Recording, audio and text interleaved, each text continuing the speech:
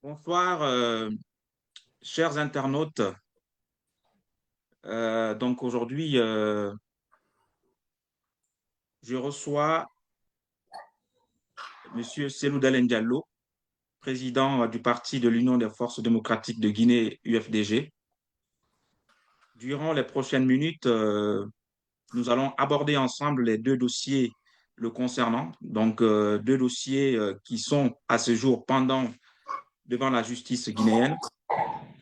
Ce sera l'occasion pour lui de s'exprimer de manière exhaustive sur ces deux dossiers devant le peuple de Guinée. Ce sera également l'occasion pour vous, chers internautes guinéens, de lui poser des questions directement au travers de la section commentaires qui est à votre disposition.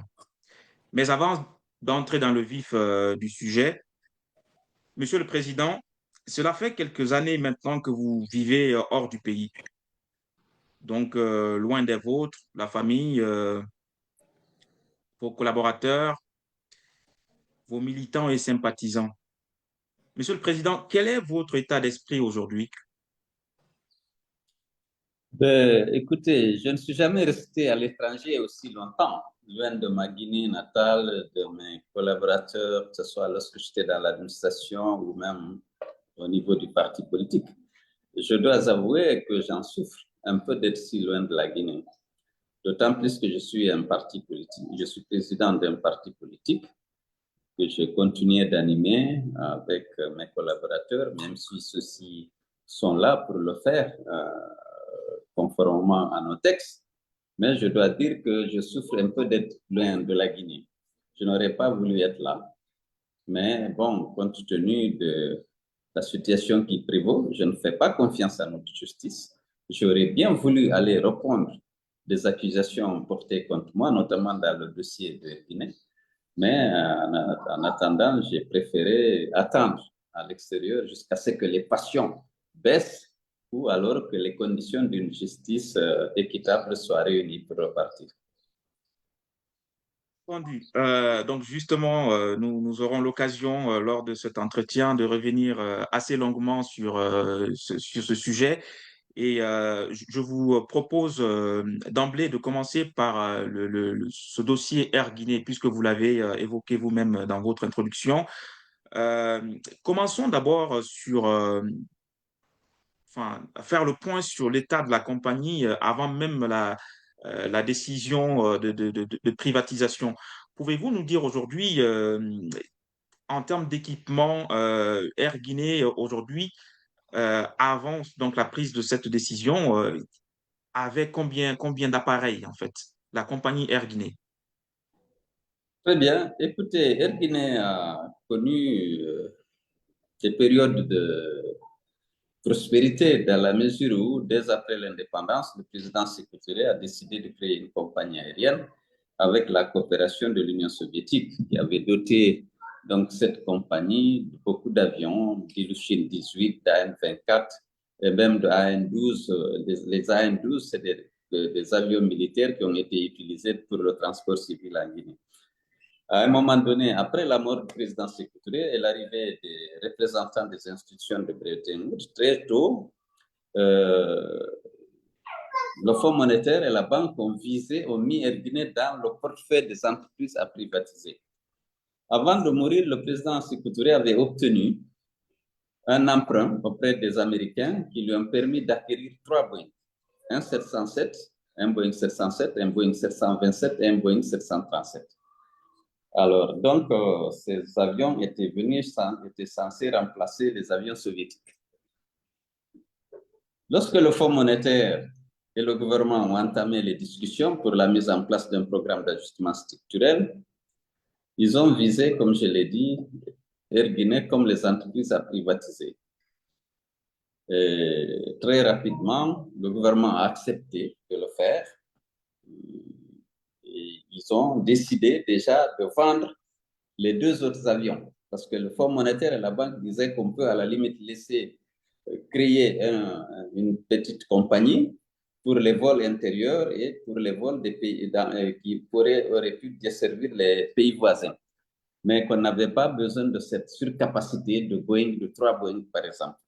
Donc, le gouvernement avait déjà vendu les deux Boeing, le 707 et le 727, à des opérateurs économiques nigérians, sans appel d'offres, par entente directe, à partir des années 89.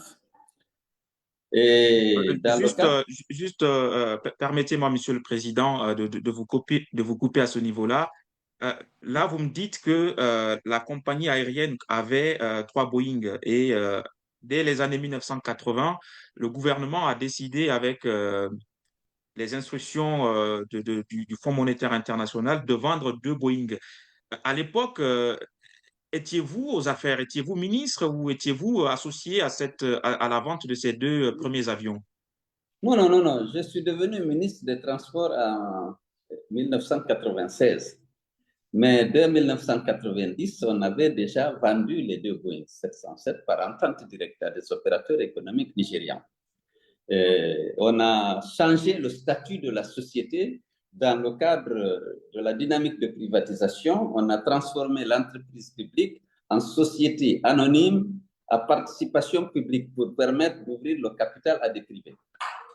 Et les deux autres Et dans avions. excusez-moi, dans cette nouvelle entité qui avait été créée, la participation, quelle était la répartition du capital entre l'État et quels étaient les actionnaires? Non, il n'y avait pas d'actionnaire. On a juste ouvert le capital et on était à Oui. la recherche d'investisseurs qui pouvaient s'intéresser à la compagnie. Mais au moment où moi je suis arrivé, il n'y en avait pas eu. J'ai trouvé une Air Guinée qui était une société à participation publique, mais il n'y avait pas eu d'investisseurs privés en 96. Bon, Et d'accord. il y avait deux avions, le Boeing 737, qui était considéré, parce que si on ne l'a pas vendu, c'est parce qu'on a voulu laisser un avion pour les déplacements du président. Donc, c'était l'avion de commandement du président de la République. Mais C'est le fameux Boeing 737-200. voilà, qui a été vendu à El Hadj Mamad Silla, c'est celui-là. Donc, D'accord. il était là. Et la situation de la compagnie au moment où j'arrivais, c'était, il y avait un avion, il y avait un Dash qui était en panne, qui est tombé en panne, un Dash qui avait été obtenu aussi dans le cadre de la coopération avec le Canada, mais qui est tombé en panne. Donc, il y avait le 737 qui était l'unique avion qui faisait aussi les voyages présidentiels. À l'époque, au début, le président voyageait, il pouvait faire 2 semaines à l'étranger, et lorsqu'il n'est pas là, eh bien, il n'y a pas de vol. Et il faut dire qu'à l'époque, Air Guinée avait ouvert des agences, je crois à Kinshasa, à Lagos, à Accra, à Lomé, et dans tous les autres 5 autres pays limitrophes, 6 autres pays limitrophes. Donc, il avait une agence en pleine ville et puis le logement du directeur d'agence, ce qui alourdissait énormément les coûts et avec un personnel dans chaque agence. Et donc, je suis arrivé, la compagnie était déjà suffisamment subventionnée par l'État. Même l'entretien des avions se faisait sur le budget de l'État. Bon, justement, nous allons y venir. J'aimerais simplement clarifier un point. À l'époque où cette compagnie était encore en action, donc de mémoire, la dernière activité, la dernière année d'activité, donc c'était 2001. Quels sont les couloirs qui étaient desservis par la compagnie Air Guinée? Vous m'avez parlé d'ouverture d'agences dans un certain nombre de pays, Ouais. mais Air Guinée, concrètement, desservait quelle destination?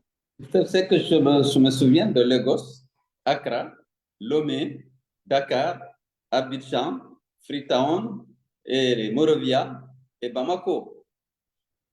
D'accord. Donc, c'était principalement des destinations africaines, en fait, hein? Africaine, oui, africaine. On a D'accord. africaine. Donc, Et puis moyen. ouest africaine pratiquement.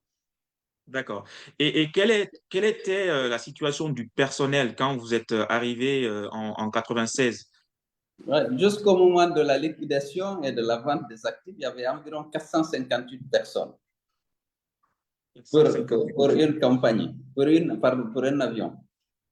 D'accord. Et justement, la situation financière, quelle est la situation financière que vous avez trouvée en place en arrivant comparativement à d'autres compagnies aériennes africaines? Enfin, diriez-vous que Air Guinée était une compagnie compétitive? Quelle était la situation financière? L'Air Guinée était déjà pratiquement en faillite. ce n'était pas perceptible dans la mesure où c'est l'État qui prenait en charge les révisions de l'avion, parce que c'était aussi l'avion du commandement du président de la République. Et puis, il y avait des déficits importants qui étaient comblés par l'État. Et c'est pourquoi, effectivement, le fonds et la banque ont insisté pour que la compagnie soit liquidée ou privatisée.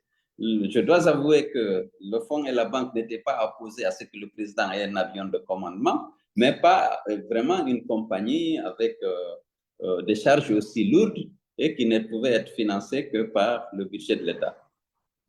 D'accord. Alors, je vous propose d'avancer toujours dans la même thématique, hein, dossier Air Guinée, mais cette fois-ci sur la suite, donc la décision de privatisation. Euh, alors, on sait que d'après nos lois, donc notamment, je vais retrouver l'article assez rapidement, c'est le ministre des tutelles qui doit présenter un plan de privatisation lors du Conseil de ministres. Euh, pour le cas de la privatisation de Air Guinée, comment est-ce que cette décision a été prise? Quel était l'organe qui en a décidé? Est-ce qu'il y a eu, à un moment donné, la présentation de ce rapport de privatisation par le ministère de tutelle, conformément donc à la loi euh, en la matière? Je, je vais vous expliquer, avec votre permission, Oui. le contexte. La Donc, Guinée, c'est la loi, excusez-moi, du 23 octobre 2001 qui dit que, en cas de privatisation, en fait, voilà, c'est le ministre de tutelle, donc le ministère de l'économie et des finances qui présente un rapport en Conseil des ministres et ensuite la décision de privatisation est prise. Comment est-ce que ça s'est fait pour le cas de Air Guinée? il faut d'abord rappeler que en 2000, la Guinée a atteint ce qu'on appelle le point de décision de l'initiative perpétuelle. C'est-à-dire que la Guinée devient admise à l'instrument d'annulation, de réduction de la dette prévu par l'initiative Pays pauvres très endettés. Ouais. Vous avez, lorsque vous présentez un programme de réforme que vous vous engagez à mener, et vous êtes, compte tenu du niveau de développement du pays, vous êtes admis. Maintenant, il faut aller au point de décision. Le point de décision, c'est lorsque vous avez mis en œuvre l'ensemble des réformes prévues dans le programme. Et donc, le fonds avait fait de la liquidation ou de la privatisation de Air Guinée une conditionnalité de l'atteinte du point d'achèvement de l'initiative PPTE. C'est le ministre des Finances qui négocie les programmes. Mais lorsque Sidi Touré est venu, moi, il m'a nommé gouverneur pour la Guinée à la Banque mondiale. Donc, je participais à ces négociations-là. Donc, le ministre des Finances s'est engagé effectivement à procéder à la liquidation ou à la privatisation de la compagnie dans le cadre du programme d'annulation de la dette au titre de l'initiative PPTE. Alors, le fonds, chaque fois, a relancé la Guinée. Et un jour, on a fait un conseil de ministres, je crois, le 8 janvier 2021. Et le conseil de ministres a décidé donc de procéder à la privatisation. Et à partir de là, il fallait mettre en œuvre cette décision du conseil des ministres. Et à un moment donné, le ministre des Finances a demandé une assistance de la Banque mondiale pour l'aider à préparer un dossier de privatisation. Et la Banque mondiale a envoyé un expert qui appartenait à une société qui s'appelait, je crois, Aérosynergie, une société suisse. Lorsque le monsieur est arrivé, je m'excuse d'être long, mais c'est bon que les auditeurs ou les spectateurs puissent comprendre le contexte. Donc, Allez-y, vous avez cet raison. expert est arrivé. Moi, je l'ai reçu personnellement. On a parlé de la compagnie et de ses difficultés. Et puis, il est allé travailler à Air Guinée. Le bruit a couru en ville qu'on veut liquider Air Guinée. Un beau matin, le président envoie me chercher. Je viens, je le trouve avec Elhadji Mamad Sylla. Le président me pose la question. Ah, vous êtes en train de vendre mon avion? J'ai dit, quel avion, président? Elle dit, ah, Air Guinée. J'ai dit, oui, on a décidé au Conseil des ministres de privatiser. Je crois que le ministre des Finances a sollicité une assistance de la Banque mondiale. Je sais qu'un expert est là. Moi, je l'ai reçu, il est en train. Il dit, c'est la Banque mondiale qui a acheté l'avion. J'ai dit non. Il dit, bon, vous arrêtez tout, vous vendez à Elhadji Mamad Sylla. Écoutez, juste un point d'éclaircissement, parce que c'est important. C'est-à-dire que, alors, le ministre était en négociation avec le FMI, donc qui avait fait de la privatisation ou de la liquidation de la compagnie une condition pour parachever ce programme de désendettement. Mais ça veut dire que le président de la République, Lansana Conté, n'était pas au courant de cette exigence ou, enfin, on a du Si, mal un peu à si, saisir. Oui, si, elle était au courant.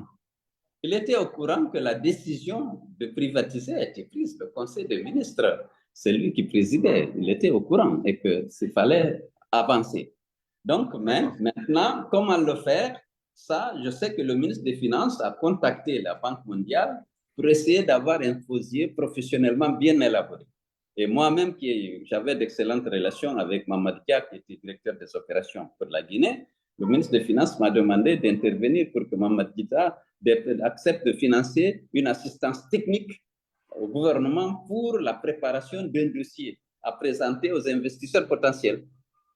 Donc, c'est au D'accord. moment Et où à ce stade, juste avant d'arriver à l'étape Mamadou Sylla, dans cette démarche de recherche de repreneurs potentiels, est-ce qu'il y avait eu des démarches qui avaient été faites pour ne serait-ce que shortlister des entreprises guinéennes ou ailleurs hein, qui étaient en capacité de reprendre les actifs d'Air Guinée et de restructurer la compagnie? Est-ce qu'il y avait eu cette démarche-là? la prise de contact devrait se faire avec un dossier que l'expert qui était là était en train d'aider le gouvernement à élaborer. Donc, il n'y avait D'accord. pas eu de contact formel. Moi, j'ai rencontré, puisque j'étais invité en même temps que le ministre des Transports marocain au Salon du Bourget chaque année, je lui avais dit, est-ce que ça ne l'intéressait pas? Il y a une société, notre compagnie aérienne cherche des partenaires techniques ayant l'expérience de la gestion des compagnies de transport. Si Air Maroc, c'était informel, hein, au cours d'un dîner et tout ça, il a dit non, que le marché guinéen est trop petit pour Royal Air Maroc, parce qu'à l'époque, l'aéroport de Conakry ne traitait que 285 000 passagers contre 1 million à Dakar et 1 200 000 à Abidjan. Et donc, il m'a dit vraiment ce sera difficile, mais qu'il va voir. Après, il m'a fait comprendre que vraiment ça ne les intéresse pas. Mais ça, c'était l'informel. Maintenant, on voulait présenter un dossier, saisir des compagnies ou en tout cas des sociétés qui ont l'expérience de gestion de compagnies aériennes pour leur dire nous disposions d'une compagnie qui a un Boeing, qui a les droits de trafic sur tel et tel pays, est-ce que ça les intéresse? C'est dans ce cadre que l'expert était en train de faire l'inventaire des actifs et des avantages. D'accord. C'est vraiment très clair. Donc, c'est à ce niveau-là que le processus, disons, A été normal a interrompu. été interrompu et par l'injonction du président d'imposer en quelque sorte Mamadou Sylla comme repreneur. Exactement, mais il est bon que je vous donne le détail de cette rencontre lorsque le président m'a convoqué. Et j'ai D'accord, trouvé allez-y. El Mohamed Silla, il m'a dit non, il faut arrêter tout et vendre à El Mohamed Silla. J'ai dit, ah, président, je ne pense pas que El Mohamed Silla, devant lui, ait des capacités de gérer une compagnie aérienne. La gestion des compagnies aériennes est très, très difficile. Toutes les compagnies africaines, sauf une seule, réussissent à équilibrer ses comptes. Toutes les autres sont subventionnées. Et Mohamed Silla s'est fâché un peu pour le fait que je lui ai dit ça. J'ai dit qu'il n'a pas la capacité de gérer une compagnie aérienne. D'ailleurs, il l'a répété à plusieurs reprises. Le président a dit les deux autres avions ont été vendus à l'étranger. Il faut vendre cet avion-là aux Guinéens qui veulent créer une compagnie aérienne. Il était formel. J'ai dit, bon, écoutez, monsieur le président, ce n'est pas moi qui suis chargé des privatisations. Il y a une loi, il y a des pratiques. C'est le ministère des Finances. Il dit de l'informer, mais ne sabote pas. Parce que Mohamed Silla avait fait comprendre, j'avais des relations difficiles avec lui, c'était connu que c'était plutôt contre ses intérêts, c'est parce que j'étais contre ses intérêts que j'avais donné cet avis qui n'était pas favorable. Donc, c'est ainsi que lorsque je suis sorti de là-bas, j'ai appelé le ministre des Finances, j'ai dit que j'ai été convaincu qu'il faut qu'il voie le président pour régler cette question. D'accord. Alors, Mamadou Sylla, on va dire, a été choisi dans des conditions enfin, qui n'allaient pas dans le sens du processus qui avait été enclenché après le conseil des ministres. Maintenant, Il faut préciser que le Conseil de ministres n'a pas défini de modalité. Le Conseil de ministres a décidé de la privatisation. Juste, elle n'a pas dit comment. C'est le ministre des Finances qui a cherché à avoir un appui technique de la banque pour faire ça de façon un peu professionnelle, rédiger un cahier de charges qu'on aurait pu transmettre certainement à une liste de gens ou en tout cas faire un appel d'offres. Je ne sais pas comment ça allait se passer puisque malheureusement l'expert n'avait pas conclu son étude et son assistance, son travail d'assistance technique.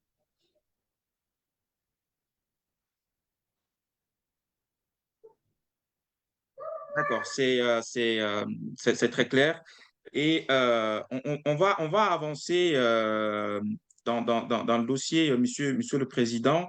Euh, on va évoquer maintenant l'exécution de la décision de privatisation, notamment la constitution de la commission de privatisation. D'habitude, il y a, en cas de privatisation, au moins un représentant du ministère de tutelle voilà, de la compagnie ou de l'entreprise publique. Dites-nous comment est-ce que cette commission a été constituée et est-ce que le ministre du Transport, le ministère du Transport était représenté dans cette commission de privatisation? D'abord, une précision. Lorsque je suis sorti de chez le président, j'ai appelé le ministre des Finances. Je lui ai fait le compte rendu de mes entretiens. J'ai dit, il faut voir le président. Et après, il ne l'a pas vu. Le président m'a revu, il m'a dit, tu veux saboter? Je t'avais dit, pour la privatisation, vous n'avez pas vendu encore à Mamadou. Le président, j'avais informé le ministre compétent.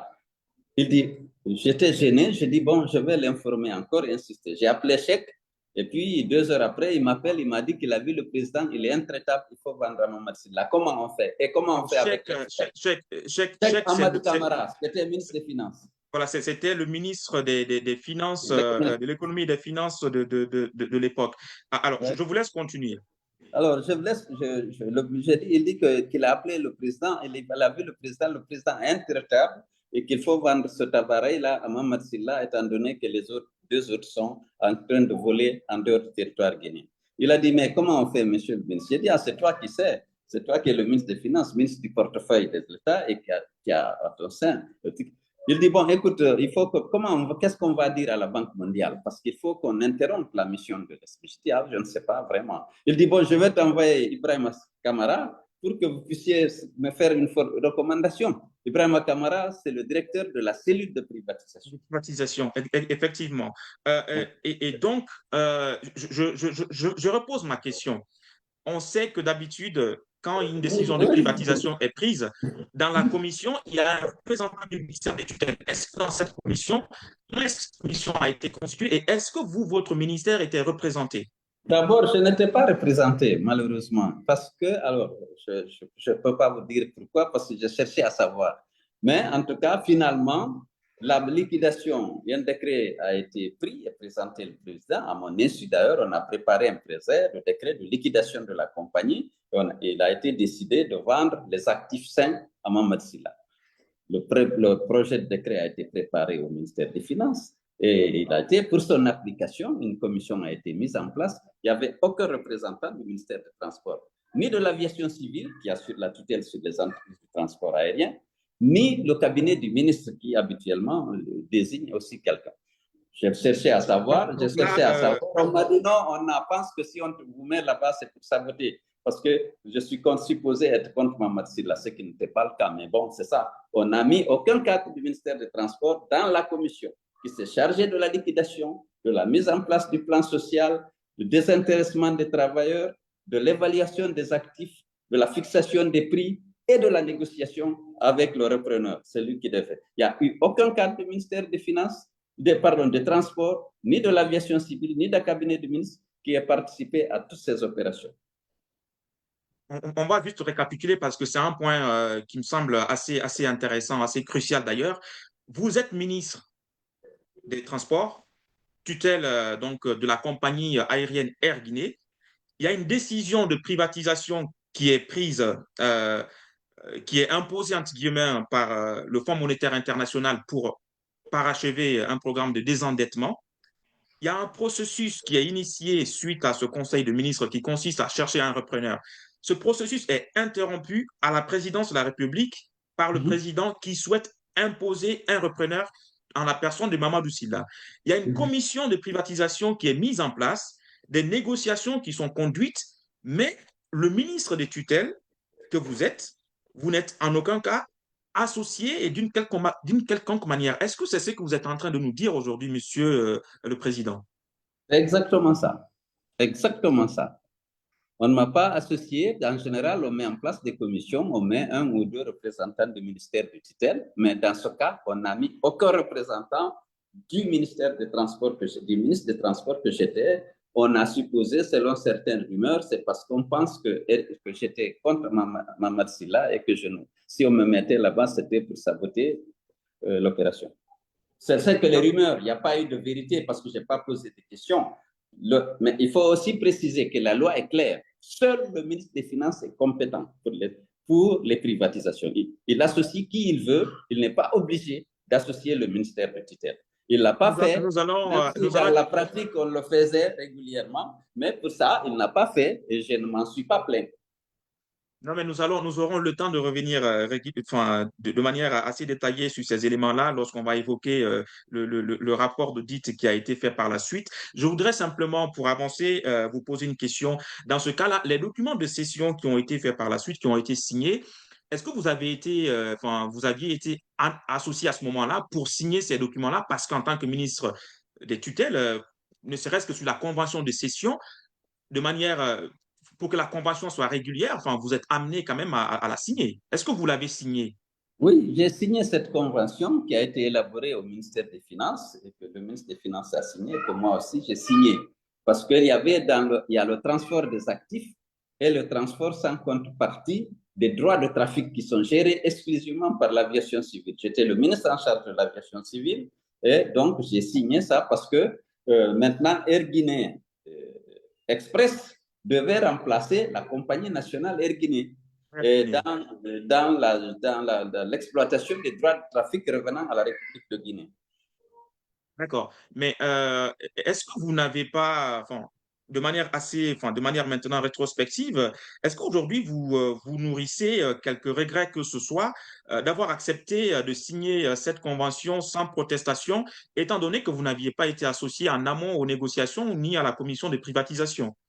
Non, le Est-ce que vous aviez président protesté à a l'époque? été le premier à informer, a été informé de la décision du président de la République de céder à Mamad Silla. La raison qu'il a invoquée, les deux autres avions ont été vendus à l'étranger et que celui-là, il y a un Guinéen qui veut créer une compagnie, il fallait lui donner. Il fallait lui vendre. Il a dit, il avait précisé, il ne fallait pas lui donner, mais il faut lui vendre.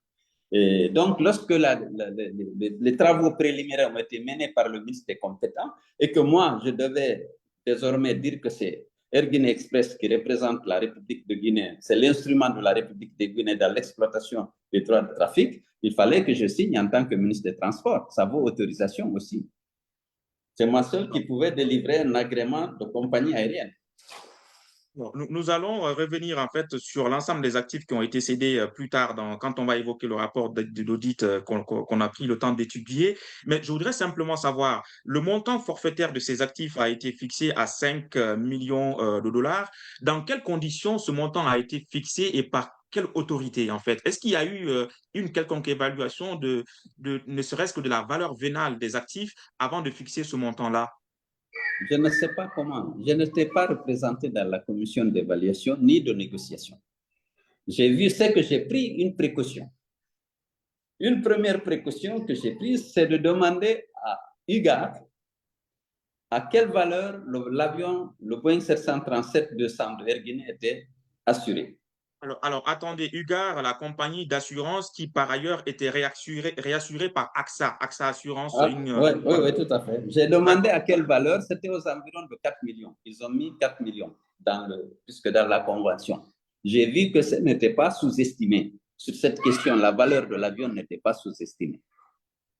Et je sais que, bon, donc j'ai pris cette précaution avant de signer. J'ai demandé à Bobso, le directeur adjoint de l'aviation civile, de me consulter sur Internet que coûterait un avion un Boeing 737-200 âgé de 22 ans aujourd'hui sur le marché. Il m'a dit que c'est aux environs de 3 500 000, 4 500 000. C'est dans ça, en fonction du nombre de heures de vol. Et j'ai demandé à l'UGAR quel est le prix actuel, pour quelle valeur la compagnie est assurée, l'avion. Ils m'ont dit c'est aux mêmes environs. Je dis bon, il n'y a pas de souci. De toute façon, je ne suis pas, c'est la loi qui donne la compétence au ministre des Finances de privatiser. Moi, je suis ministre des Transports, donc la nouvelle compagnie doit avoir aussi un agrément. Nous allons évoquer maintenant l'exécution de cette décision de cession, notamment le transfert des actifs, d'une part, et l'encaissement du coût estimé, en tout cas, de ces actifs-là dans la convention. Quel a été votre rôle dans le transfert des actifs, de l'ensemble des actifs cédés de la compagnie Air Guinée à la nouvelle compagnie Air Guinée Express de Mamadou Sylla? Après avoir signé la convention, il y a eu un moment où Mamadou Sylla est venu prendre possession des actifs cédés à l'aéroport, qui est sous ma tutelle. J'étais gêné un peu parce qu'on a considéré que je risquais de saboter. Mais j'ai dit, je fais mon boulot. J'ai demandé à l'aéroport de ne pas livrer sans la main levée, de ne pas livrer les actifs sans la main levée du ministre des Finances, qui est seul compétent de savoir si ce qui est prévu dans la convention a été réalisé par le repreneur. Donc, j'ai pris encore le risque dans un contexte où El Mohamed Silla était puissant, où j'étais déjà accusé de vouloir saboter. J'ai dit, il s'est un peu fâché, j'ai dit non, l'aéroport ne livrait pas tant qu'il n'y a pas une main levée signée du ministre des Finances. Et finalement, malgré quelques critiques, le ministre des Finances a délivré ce document. C'est en ce moment et en ce moment seulement que les services de l'aéroport ont décidé de mettre à la disposition de El Hadj Mohamed Silla des actifs qui étaient cédés dans la convention. Donc, de ce point de vue-là, vous avez appliqué la convention selon les règles de l'art, en fait, hein. Vous avez cédé les actifs uniquement lorsque le ministère des Finances a émis la main levée sur ces actifs-là. J'ai fait livrer, j'ai autorisé la livraison des actifs lorsqu'il y a eu une lettre de main levée du ministre de l'Économie et des Finances qui était censé encaisser les contreparties de cette vente. C'est lui seul qui était compétent pour faire ça. Et c'est lorsqu'il a envoyé donc ce document que El Hadj Mohamed Silla est entré en possession des actifs. Bon, je vais poser une question, somme toute rhétorique, hein.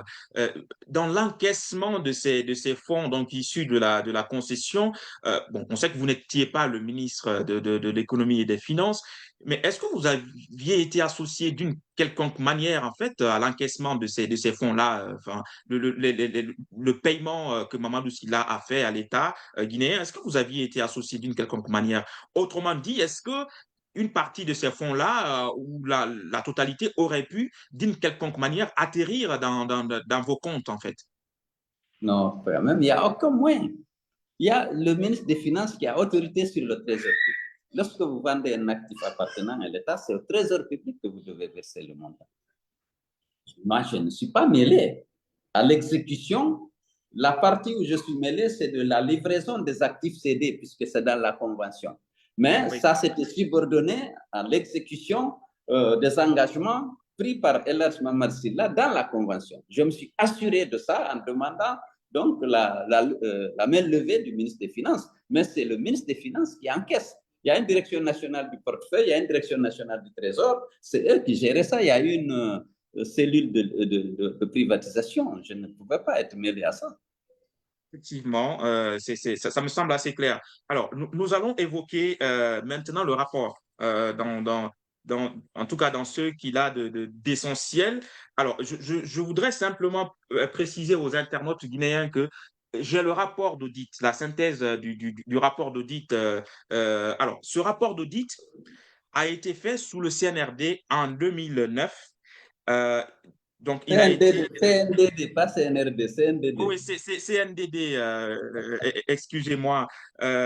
Donc, le CNDD donc, du capitaine Moussa Dadis Camara, donc en 2009. Le rapport a été réalisé par Koulibaly Mamadou Salifou, Camara Lamine, Camara Siaka, Blémou Francis, et le tout sous la supervision de Dr Ousmane Kaba. Euh, Maintenant, quand on regarde de plus près ce rapport, notamment la synthèse des actifs. qui ont fait l'objet de la session. On regarde le détail. Alors, il y avait un Boeing 737-200 et effectivement un autre avion Dash 7. Il y avait des pièces de rechange, donc des 10 avions et d'autres pièces de rechange, telles que dit le rapport. Et il y avait également, toujours dans la convention des cessions, donc, le bail des infrastructures et installations de l'ancienne compagnie Air Guinée, donc voilà, qu'on avait décidé de bailler à un moment à Air Guinée Express, donc le moment Doussila, donc parmi lesquels les immeubles abritant le siège social de l'ancienne compagnie Air Guinée, donc 6 à Conakry, 6e avenue, donc à Kaloum, les ateliers et garages situés à l'aéroport de Bessia, donc Conakry, et également les immeubles appartenant à la compagnie et situés à l'intérieur du pays. Est-ce que ce détail-là, pour vous, est juste, en tout cas pour tout ce qui est actifs qui ont été cédés dans le cadre de cette convention de cession?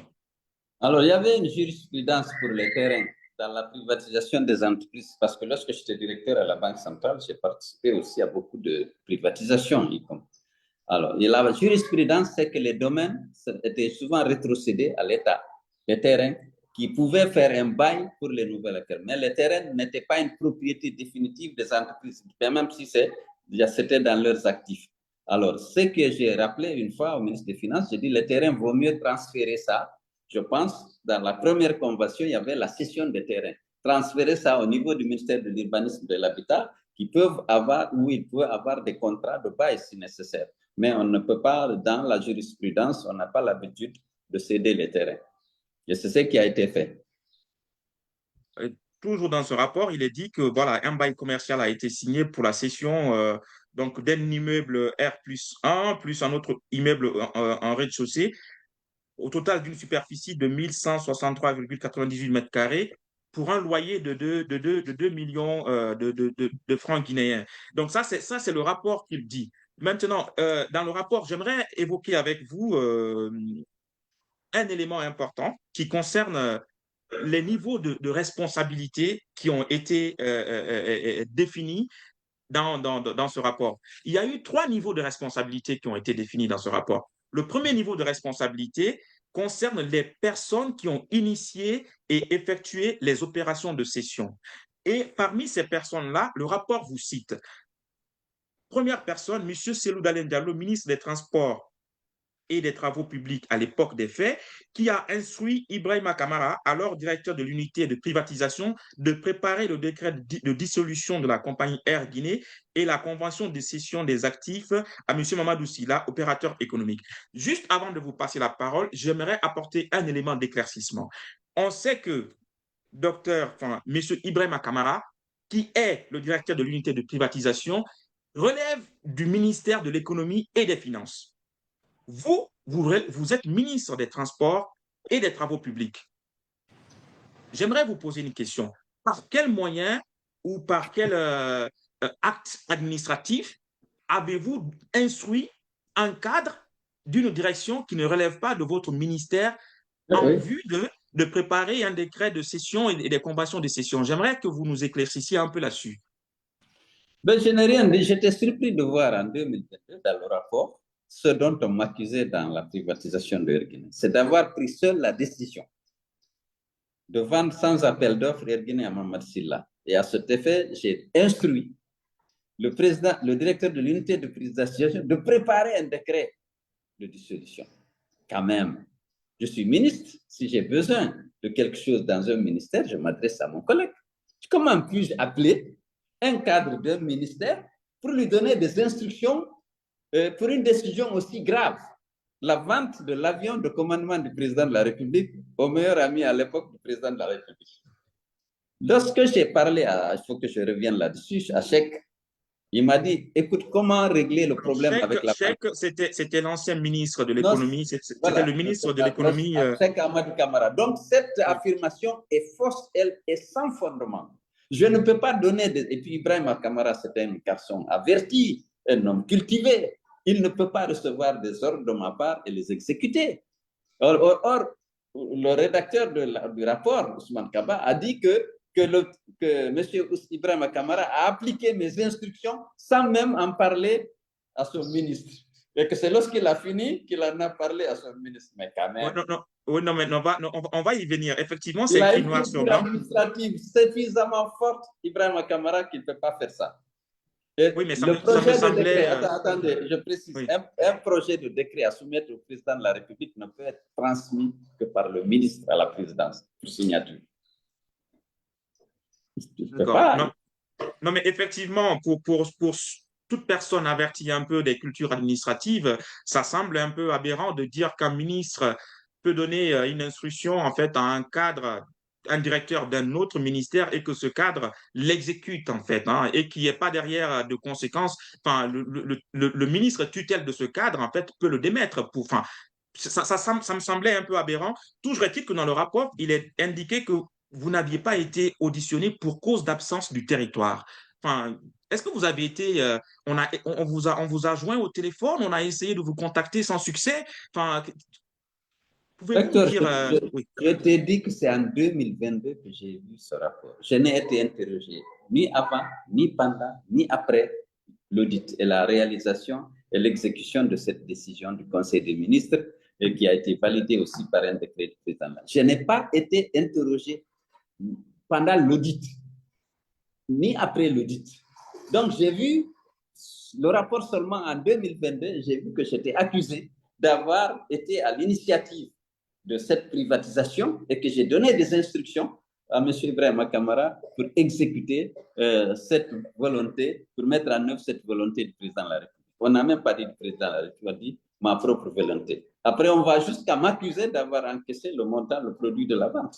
nous allons y venir, monsieur le Président. Un peu de patience. Alors, toujours dans cette catégorie de responsables, de niveau de responsabilité, donc les personnes qui ont initié et effectué les opérations de cession, ils ont cité effectivement donc, M. Ibrahim Kamara, à son tour, sans avoir le moindre souci de se référer à son ministre des tutelles, c'est-à-dire le ministre de l'Économie et des Finances, a préparé et soumis pour signature les projets de décret de dissolution d'Air Guinée et la convention de cession de ses actifs.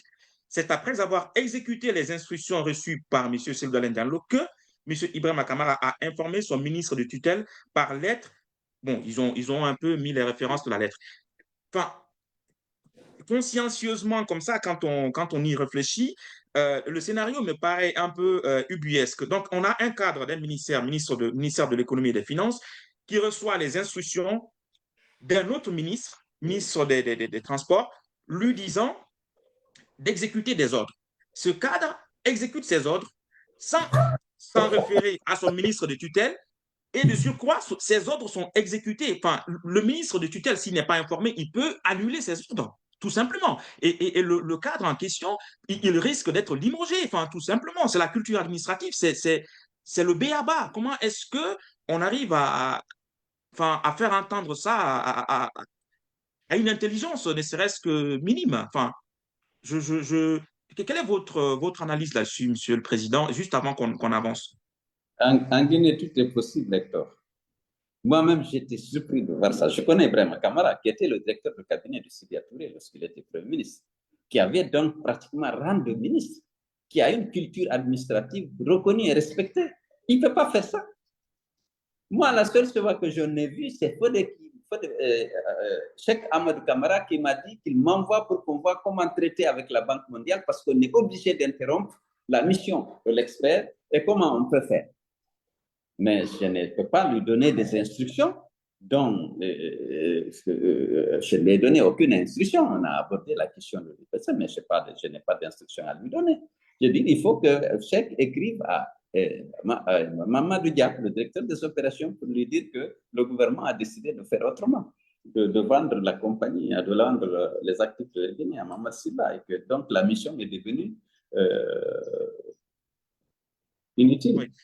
Alors, donc, juste pour aller au bout, en fait, de cette chaîne de responsabilité, dans cette première catégorie, il est cité Cheikh Amadou Kamara, donc alors ministre de l'économie et des finances, et il y a quelque chose qui m'interpelle. Il est dit qu'en effet, selon le règlement général de la comptabilité publique et la loi des finances, seul le ministre des Finances, à sa qualité de l'ordonnateur principal du budget national, peut aliéner les biens de l'État. Donc, le rapport dit que c'est seul le ministre de l'économie et des finances avait la compétence, en fait, de décider de la cession. Donc, c'est ce que vous avez dit tantôt.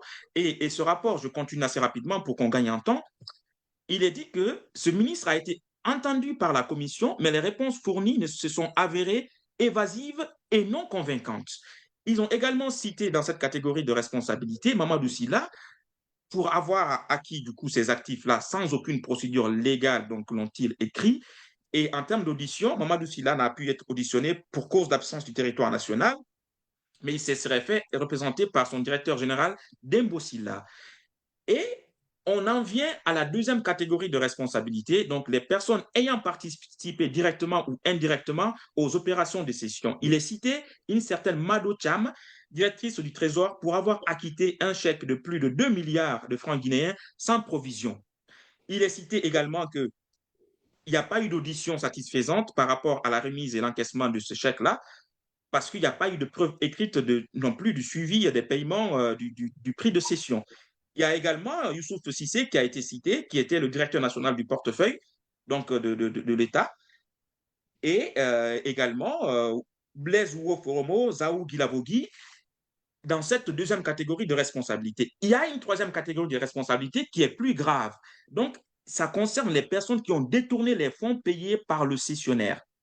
Et dans cette catégorie, on cite Youssouf Sissé, directeur national du portefeuille d'État, Ibrahima Kamara, ex-directeur de l'unité de privatisation, Amadou Sow, ex-directeur général du ministère des Finances, Ben Yala Silla, ex-chef du cabinet du ministère des Finances.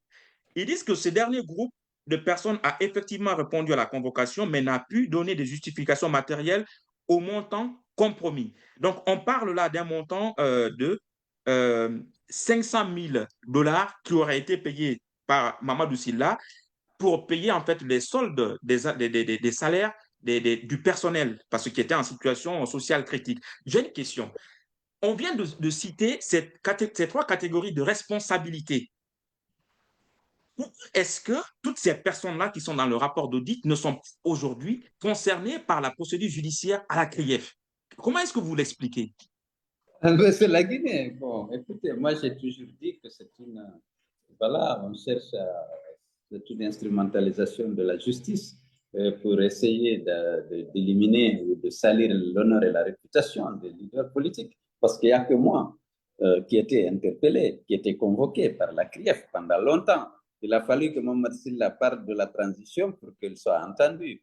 Alors, mais dans le rapport, vous avez vu la liste des gens qui sont. Il n'y a aucun cadre de transport qui n'avait, comme je l'ai dit, c'est une confirmation. Tous qui sont cités pour avoir reçu l'argent ou détourné ou à tort ou à raison, il n'y avait aucun cadre du ministère de Moi, la seule responsabilité qu'on m'attribue, c'est d'avoir pris la décision et d'avoir instruit M. Ibrahim Kamara d'appliquer une décision et de préparer un décret, alors que le ministre des Finances, c'est lui qui a fait, bon, il est au courant, et c'est lui qui a fait la main levée, qui signifie que les montants dus étaient payés par le repreneur. Parce que moi, j'ai tenu à ça, malgré les critiques que j'ai justement, dont j'ai été l'objet pour avoir encore continué à saboter, parce qu'on a considéré que c'est une attitude de sabotage. Alors, Monsieur le Président, nous allons avancer. Dans la Convention, l'article 2 de la Convention définit le prix et les modalités de cession des équipements. Il est dit que les équipements qui ont été cités, qu'on a cités, seront cédés pour un montant forfaitaire de 5 millions de dollars. Et dans cette convention, il est défini, en fait, le paiement de ce montant, comment est-ce que ce montant-là sera payé. Donc, il est dit 2 305 682 dollars seront payés par l'acquéreur à l'entreprise qui est chargée de faire la maintenance de l'avion donc qui était resté de Boeing. Donc, c'est une entreprise israélienne. Donc, les 2 300 000 dollars devaient aller en fait à cette entreprise-là. Le reliquat, soit 2 694 318 dollars, devait être payé de la manière suivante. 500 000 dollars à la signature de la convention, 500 000 dollars 2 mois après la signature de la convention, et le solde restant, donc les 1 694 318 dollars, devait être payé en 3 tranches trimestrielles égales. Donc aujourd'hui, vous êtes accusé d'avoir détourné de mémoire 5 millions. Oui. Oui, mais la répartition même des actifs dit que il y a 2 millions déjà qui devaient aller à la compagnie, à l'entreprise qui devait faire la maintenance. Donc, quand vous lisez comment, dans la convention, comment est-ce que ce montant, ces 5 millions devaient être payés, comment est-ce que vous vous expliquez aujourd'hui d'être poursuivi pour la totalité du montant au Mais regard de cette répartition? Quel est votre sentiment là-dessus? c'est les interrogations que vous êtes en train de, voilà, de faire. Moi aussi, je ne peux pas. Je sens maintenant cette volonté naturelle de nous nuire. Je ne suis pas responsable. Lorsqu'on doit à l'État, on paye au trésor. Ça, c'est clair. Et dans le truc, on a dit, l'avion, lorsqu'on l'a acheté, lorsque la convention était signée, l'avion était à révision à Tel Aviv, À Tel auprès Aviv. d'une compagnie. Tel Aviv, oui. Et lorsque moi, j'ai reçu la main levée, on a transmis ça à la société qui était en train de réparer l'avion pour dire que désormais, c'est Elhadj Mohamed Sellah, Air Guinée Express, qui devient propriétaire de Air Guinée et qui aura la charge naturellement de payer aussi les frais de l'entretien de l'avion. Donc, il n'y avait pas... Mais ce qui devait être versé, c'est au trésor. Je n'ai aucun compte du trésor chez moi au ministère des Transports. Aucun. Nous allons juste. Et puis, si j'ai exigé la main levée, c'est pour m'assurer que ce qui était dû était payé et que le ministre des Finances était en accord et que les engagements pris dans la convention étaient respectés par le repreneur. Bon, nous allons avancer assez rapidement. Il y a juste un dernier point que je voudrais évoquer avec vous, Monsieur le Président. Ce rapport accuse Mamadou Sylla, donc le cessionnaire, de malversation financière. Et qu'est-ce qui est reproché à Mamadou Sylla? Il est reproché à Mamadou Sylla que quand il est parti relever l'avion, le Boeing qui était en maintenance en Israël, il n'a pas été en capacité de payer les 2 millions qu'il devait payer à l'entreprise qui a fait la maintenance. Donc, il a mis en gage du moteur d'avion qui appartenait à la compagnie Air Guinée et pour pouvoir en fait récupérer l'avion, le Boeing. Et la valeur vénale de ces deux moteurs a été estimée à 550 000 dollars. Donc ça, le rapport reproche à Mamadou Sylla d'avoir mis en gage en fait ces deux moteurs-là qui appartenaient à la compagnie Air Guinée et qui ne lui appartenaient pas, qui n'étaient pas partie prenante en fait de la convention de cession. Le rapport l'accuse également d'avoir volé, entre guillemets, deux groupes électrogènes de 75 kVA chacun, et ces deux groupes ont été estimés chacun à 25 000 dollars. Le rapport l'accuse également, dans la convention en fait de bail qu'il a signé, de n'avoir pas payé l'intégralité du loyer qu'il devait, donc les 2 millions de francs guinéens par mois. Donc, sur l'avion en lui-même, Air Guinée, ils disent que la créance de Mamadou Sylla, il n'a payé en tout et pour tout que 1 295 406 dollars. Et que jusqu'à aujourd'hui, Mamadou Sylla doit à l'État guinéen 3 708 594 dollars. Maintenant, d'un côté, on vous accuse d'avoir encaissé les 5 millions de dollars. Mais d'un autre côté, dans le rapport, on dit qu'en fait, Mamadou Sylla n'a pas payé l'intégralité des 5 millions de dollars à l'État guinéen et qu'il doit encore 3 708 000. Enfin, sur la base de ce rapport-là, c'est ce rapport-là que la CRIEF a. Comment est-ce que la CRIEF peut avoir ce rapport-là, mais émettre quand même une convocation vous accusant de voler, enfin, d'avoir détourné 5 millions? Enfin, comment est-ce que vous l'expliquez? Ben, écoutez, d'abord, je ne vais pas faire de commentaires en ce qui concerne Mohamed Sylla et les Bien ministères. entendu. Ben, je n'ai pas de commentaires à faire. C'est les inspecteurs et le ministère des Finances qui peuvent répondre à cette question. Par contre, mon implication sans base, sans aucune base dans cette affaire, je suis content d'en parler parce que, effectivement, tout le monde sait que je n'ai joué aucun rôle dans l'encaissement ou dans le truc. On m'accuse d'avoir encaissé. Moi, je ne peux pas encaisser, c'est le Trésor public qui encaisse. Le ministre des Finances, ce n'est pas pour rien qu'on a dit qu'il est le seul compétent pour les opérations de privatisation. Il est le ministre en charge du portefeuille de l'État. Donc, toutes les participations de l'État dans les entreprises publiques, c'est lui qui est censé être propriétaire pour le compte de l'État. Et c'est lui, donc, qui est propriétaire. Et c'est pour ça que moi, je lui ai demandé une main levée pour livrer ce qui était à la disposition de l'aéroport et même de la ville. Donc, est-ce qu'il a réglé, est-ce qu'il n'a pas réglé? Moi, la main levée signifie que ce qu'il avait réglé, ou en tout cas, ils avaient une garantie qu'il allait le faire. Bon, donc, à partir de ce moment-là, moi, j'ai livré. J'ai livré ce qu'il y avait. J'ai demandé au service compétent, l'aéroport, au commandant de l'aéroport, de veiller, faciliter la rentrée, la récupération par Mamad Silla des choses qu'il était censé acheter selon le ministère des Finances. Parce que la convention, c'est une série d'engagements. Mais le paiement effectif, c'est le ministre des Finances. Il y a autorité sur le trésor qui sait ce qu'il a payé. S'il m'a dit qu'il faut lui livrer, on le livre. Donc ça, mais c'est la Guinée, c'est ma personne qui était visée. Parce que le rapport a été aussi expressé par un acteur politique qui était candidat en 2009. Il ne faut pas oublier. Donc, je ne vais pas rentrer dans mes relations difficiles avec Effectivement. Ousmane Alors, Kaba Monsieur ou le Président, Mamad Silla. oui. Bon, mais je sais qu'on a dicté aux inspecteurs qu'il faut nécessairement, j'ai appris ça, impliquer celui et le rendre responsable de cette opération. Le Guinéen étant attaché sentimentalement à cette compagnie aérienne, Air Guinée, alors il fallait qu'il soit coupable de la privatisation de la compagnie, pour ternir son image et peut-être réduire ses chances d'accéder à la présidence, parce que c'était en 2009. Et Alpha Condé, lorsqu'on lui a présenté ce rapport, quand même, il faut dire qu'il a dit que vraiment, il n'y a pas de preuve contre Dalin, bien que ce soit mon adversaire. Et là, il n'a pas voulu donner suite à ça.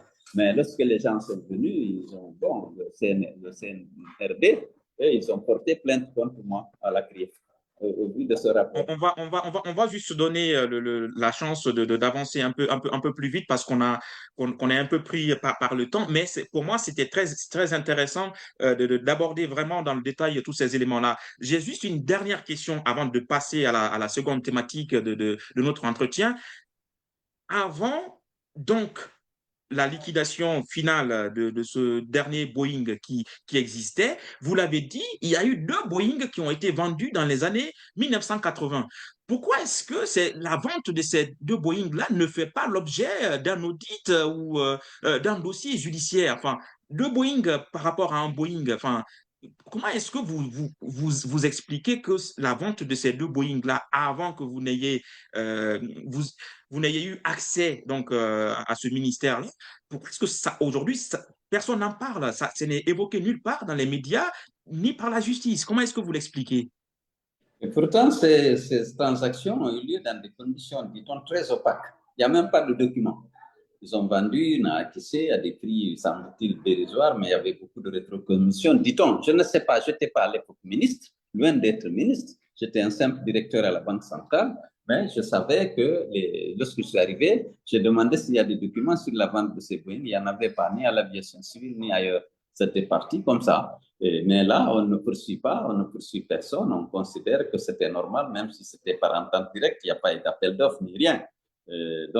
Mais par ce Boeing-là, non seulement moi j'ai été convoqué pour une première convocation, on a mis blanchiment d'argent, corruption de fonctionnaires et détournement de deniers publics. Et ensuite, dans la deuxième convocation, on précise c'est moi qui ai détourné le produit de la vente de Virginie de 5 millions, alors que les 5 millions n'ont pas été payés ou ils ont été payés dans des conditions aux prestataires de services qui réparaient l'avion au portefeuille et on a dit même que l'argent a été détourné. Mais tout ça, on dit que c'est moi qui ai perçu et détourné alors que je n'avais aucune influence, aucune autorité, ni sur le portefeuille, ni sur l'unité de privatisation, ni sur le trésor. Ça, c'est la gratuité des accusations dont je suis l'objet. C'est le leader politique qu'on veut attaquer. Aussi bien pendant la rédaction du rapport que pendant la plainte formulée par l'État au niveau de la CRIF. C'est assez clair. Alors, je vous propose maintenant de passer à l'autre dossier judiciaire qui vous concerne et qui est toujours pendant au niveau de la justice guinéenne. Donc, c'est le dossier de votre maison individuelle. Alors, on sait aujourd'hui, monsieur le Président, que ce n'est pas la maison, le bien en tant que tel qui est important ici, d'autant que beaucoup d'autres Guinéens ont perdu aussi dans des conditions floues leur logement. Mais il y a un élément important parce que ce bien-là, il n'est pas un bien quelconque. C'est un bien qui appartenait à l'État et aujourd'hui, dans l'opinion publique, il y a bon nombre de gens qui disent Cellou Dalein Diallo, il s'est accaparé d'un bien de l'État et il est normal que l'État récupère. J'aimerais simplement qu'on commence par évoquer la situation du bien immobilier en question, donc la situation juridique. Je vais poser le cadre.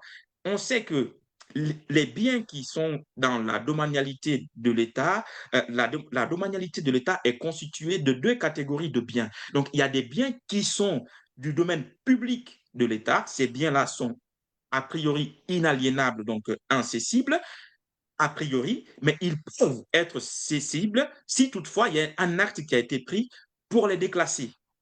Donc, les faire passer de la domanialité publique à la domanialité privée. Donc, la seconde catégorie, ce sont des biens qui sont de la domanialité privée de l'État.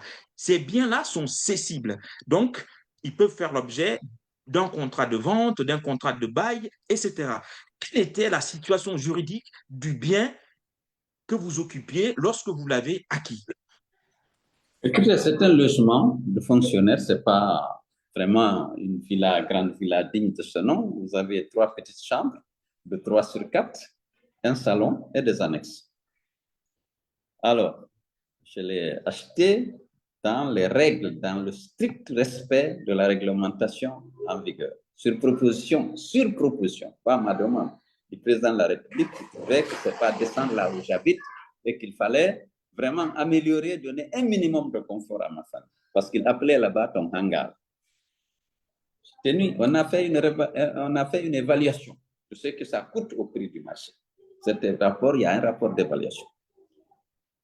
Après, lorsque j'ai vu que ça juste, monsieur le Président, juste, on va y aller pas à pas, on va y aller vraiment pas à pas.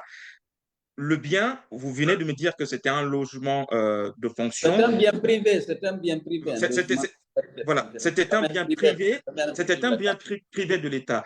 Maintenant, la constitution du bien, vous me dites que bon, il y avait un logement et deux chambres salon et des annexes. Quelles étaient ces annexes? Qu'est-ce que vous appelez ces annexes? Ces annexes, c'est des petits logements à côté où laissent les agents de service, le personnel, les cuisiniers, les nounous, comme on les appelle chez nous, dans les annexes, c'est tout. D'accord. Et en termes de superficie, on parle là de combien de mètres carrés, Monsieur le Président? Non, pour l'ensemble du terrain, il y a environ 2000 mètres carrés. Il y a environ 2000 mètres carrés. Maintenant, pour en venir donc l'usage, vous l'avez évoqué, c'était à usage d'habitation, donc c'était un logement de fonction. Maintenant, nous allons évoquer les circonstances d'acquisition de ce bien. Euh, euh, quels sont les organes qui étaient impliqués? Quel organe a décidé, enfin, quels sont les organes qui étaient compétents pour décider de la cession et comment, enfin, quels étaient les rôles des uns et des autres dans cette opération de cession?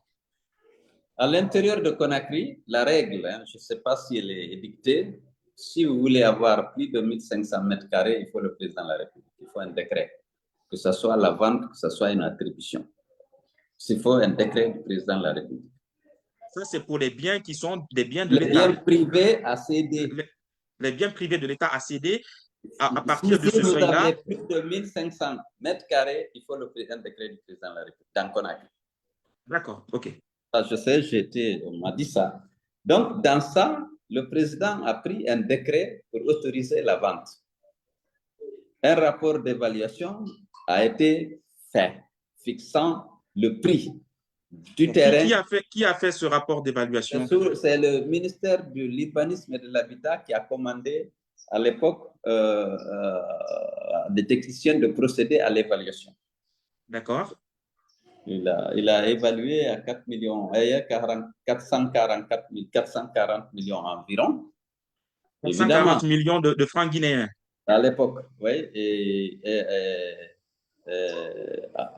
Ensuite, le président lui a dit qu'il a donné l'accord pour que j'achète et que je puisse quand même construire une maison. Il était prêt à m'aider, à me donner le ciment et le matériel et les carreaux pour que je me donne un minimum de confort à ma famille.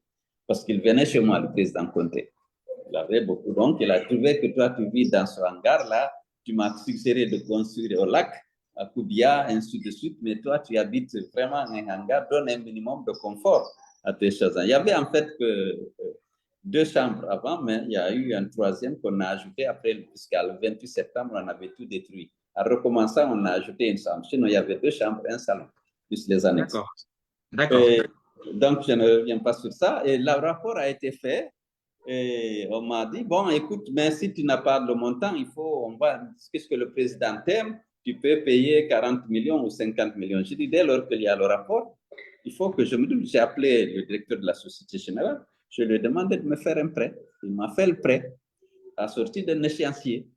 Et puis, après avoir demandé à son siège à Paris, et puis après, donc, il a fait le chèque de banque du montant total et qui a été encaissé par le patrimoine bâti, qui a délivré une quittance libératoire et puis le processus a continué, j'ai eu le titre foncier. Alors, lorsque Dadis est arrivé, naturellement, il affecta. Alors, je laisse ça. Attendez, Monsieur le Président. Nous allons y aller pas à pas. Déjà, Okay. l'évaluation autour de 400 millions de mémoire, on est autour de 40 000 euros par là. Donc, à l'époque, oui, à l'époque, peut-être 40 000 euros. Donc, c'est un prêt qui a été fait par la société. Vous avez contracté un prêt auprès de la Société Générale qui vous a été accordé.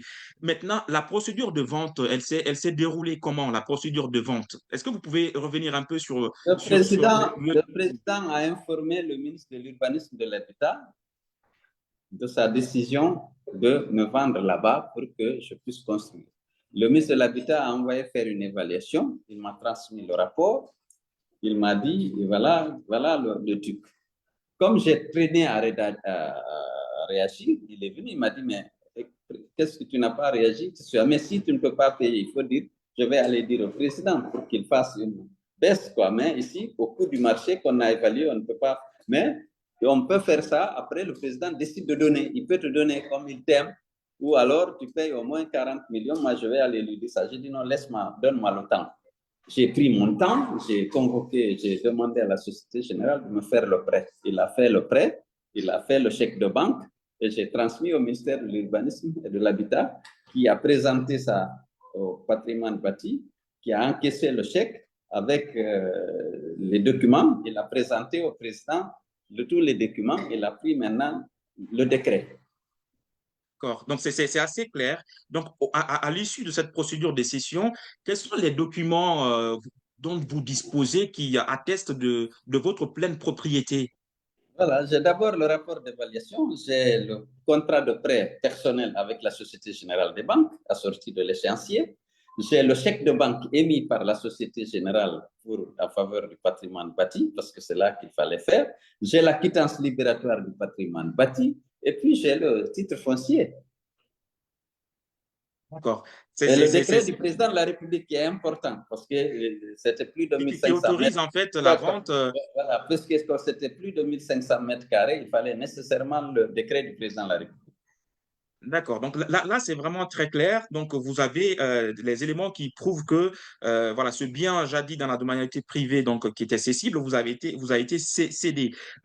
Maintenant, il y a eu des tentatives de récupération de ce bien-là sous Dadis Camara. Pouvez-vous nous dire comment est-ce que ça a été approché et pourquoi est-ce que finalement on ne vous a pas récupéré le bien? Alors, Dadis Camara, ne sachant peut-être pas à l'époque, même si on était dans un conflit ouvert avec moi, mais à l'époque, le conflit n'était pas, puisque c'est dès janvier 2009, il a décidé d'affecter le logement à un autre ministre, à un ministre. Celui-ci est venu me présenter, je lui ai dit non, mais j'ai acquis ici par la grâce du président Conté, voilà tous les documents. Il a dit d'accord. Lorsqu'il a rendu compte à Dadis, Dadis est rentré dans tous ses états. Il m'a téléphoné, impossible de l'expliquer. Il faut que je vide, il faut. Connaissez son tempérament. Alors, j'ai tout fait, et puis un avocat, Maître Kabele, qui n'était qu'un simple avocat encore, nous sommes sous Dadis, hein, il arrive chez moi, je lui explique. Maître Kabele, c'est Maître Abdul Kabele Camara qui était ministre de la Défense ou Alpha Condé à un moment donné. Oui, Abdul Kabele. Il arrive D'accord, chez moi, allez-y. je lui ai dit que j'ai un problème. J'ai tous les documents. Il m'a dit, mais non, tu as un dossier en béton, personne ne peut t'enlever ici. Donne-moi les copies, je vais essayer de faire ce que je peux pour toi. Il a fait un mémo, il a déposé à Dadis, à plusieurs administrations. Et puis après, Dadis m'appelle pour s'excuser de moi. Il ne savait pas que j'avais acquis dans le strict respect de la réglementation le domaine. Il s'excuse de m'avoir engueulé pour lui dire, Dadis, que je peux rester. Il ne savait pas que c'était acheté dans le respect de toutes les règles. Donc, il s'est excusé. Et donc, je suis resté. D'accord. Donc, si on récapitule, Dadis, il arrive, il veut que vous vidiez les lieux pour mettre un de ses ministres. Mais Il dépêche le ministre sur les lieux. Vous lui dites que non, j'ai acquis ici dans les règles de l'art. Et par la suite, Dadis vous appelle pour vous engueuler, entre guillemets. Mais par la suite, il prend connaissance des documents. Il vous rappelle pour vous excuser parce qu'il sait que finalement, enfin, vous n'avez rien à vous reprocher. C'est comme ça que vous êtes resté finalement. tout à fait, il m'a dit de rester et de jouir pleinement de cette propriété. Et il s'excuse de m'avoir engueulé avec cette force. Il ne savait pas que c'était acquis dans le respect des règles. Sous Alpha Condé, il y a eu également le même scénario. Alpha Condé est arrivé, on sait vos rapports avec Alpha Condé. Durant 11 ans, vous avez été sa bête noire. Alpha Condé Ouais.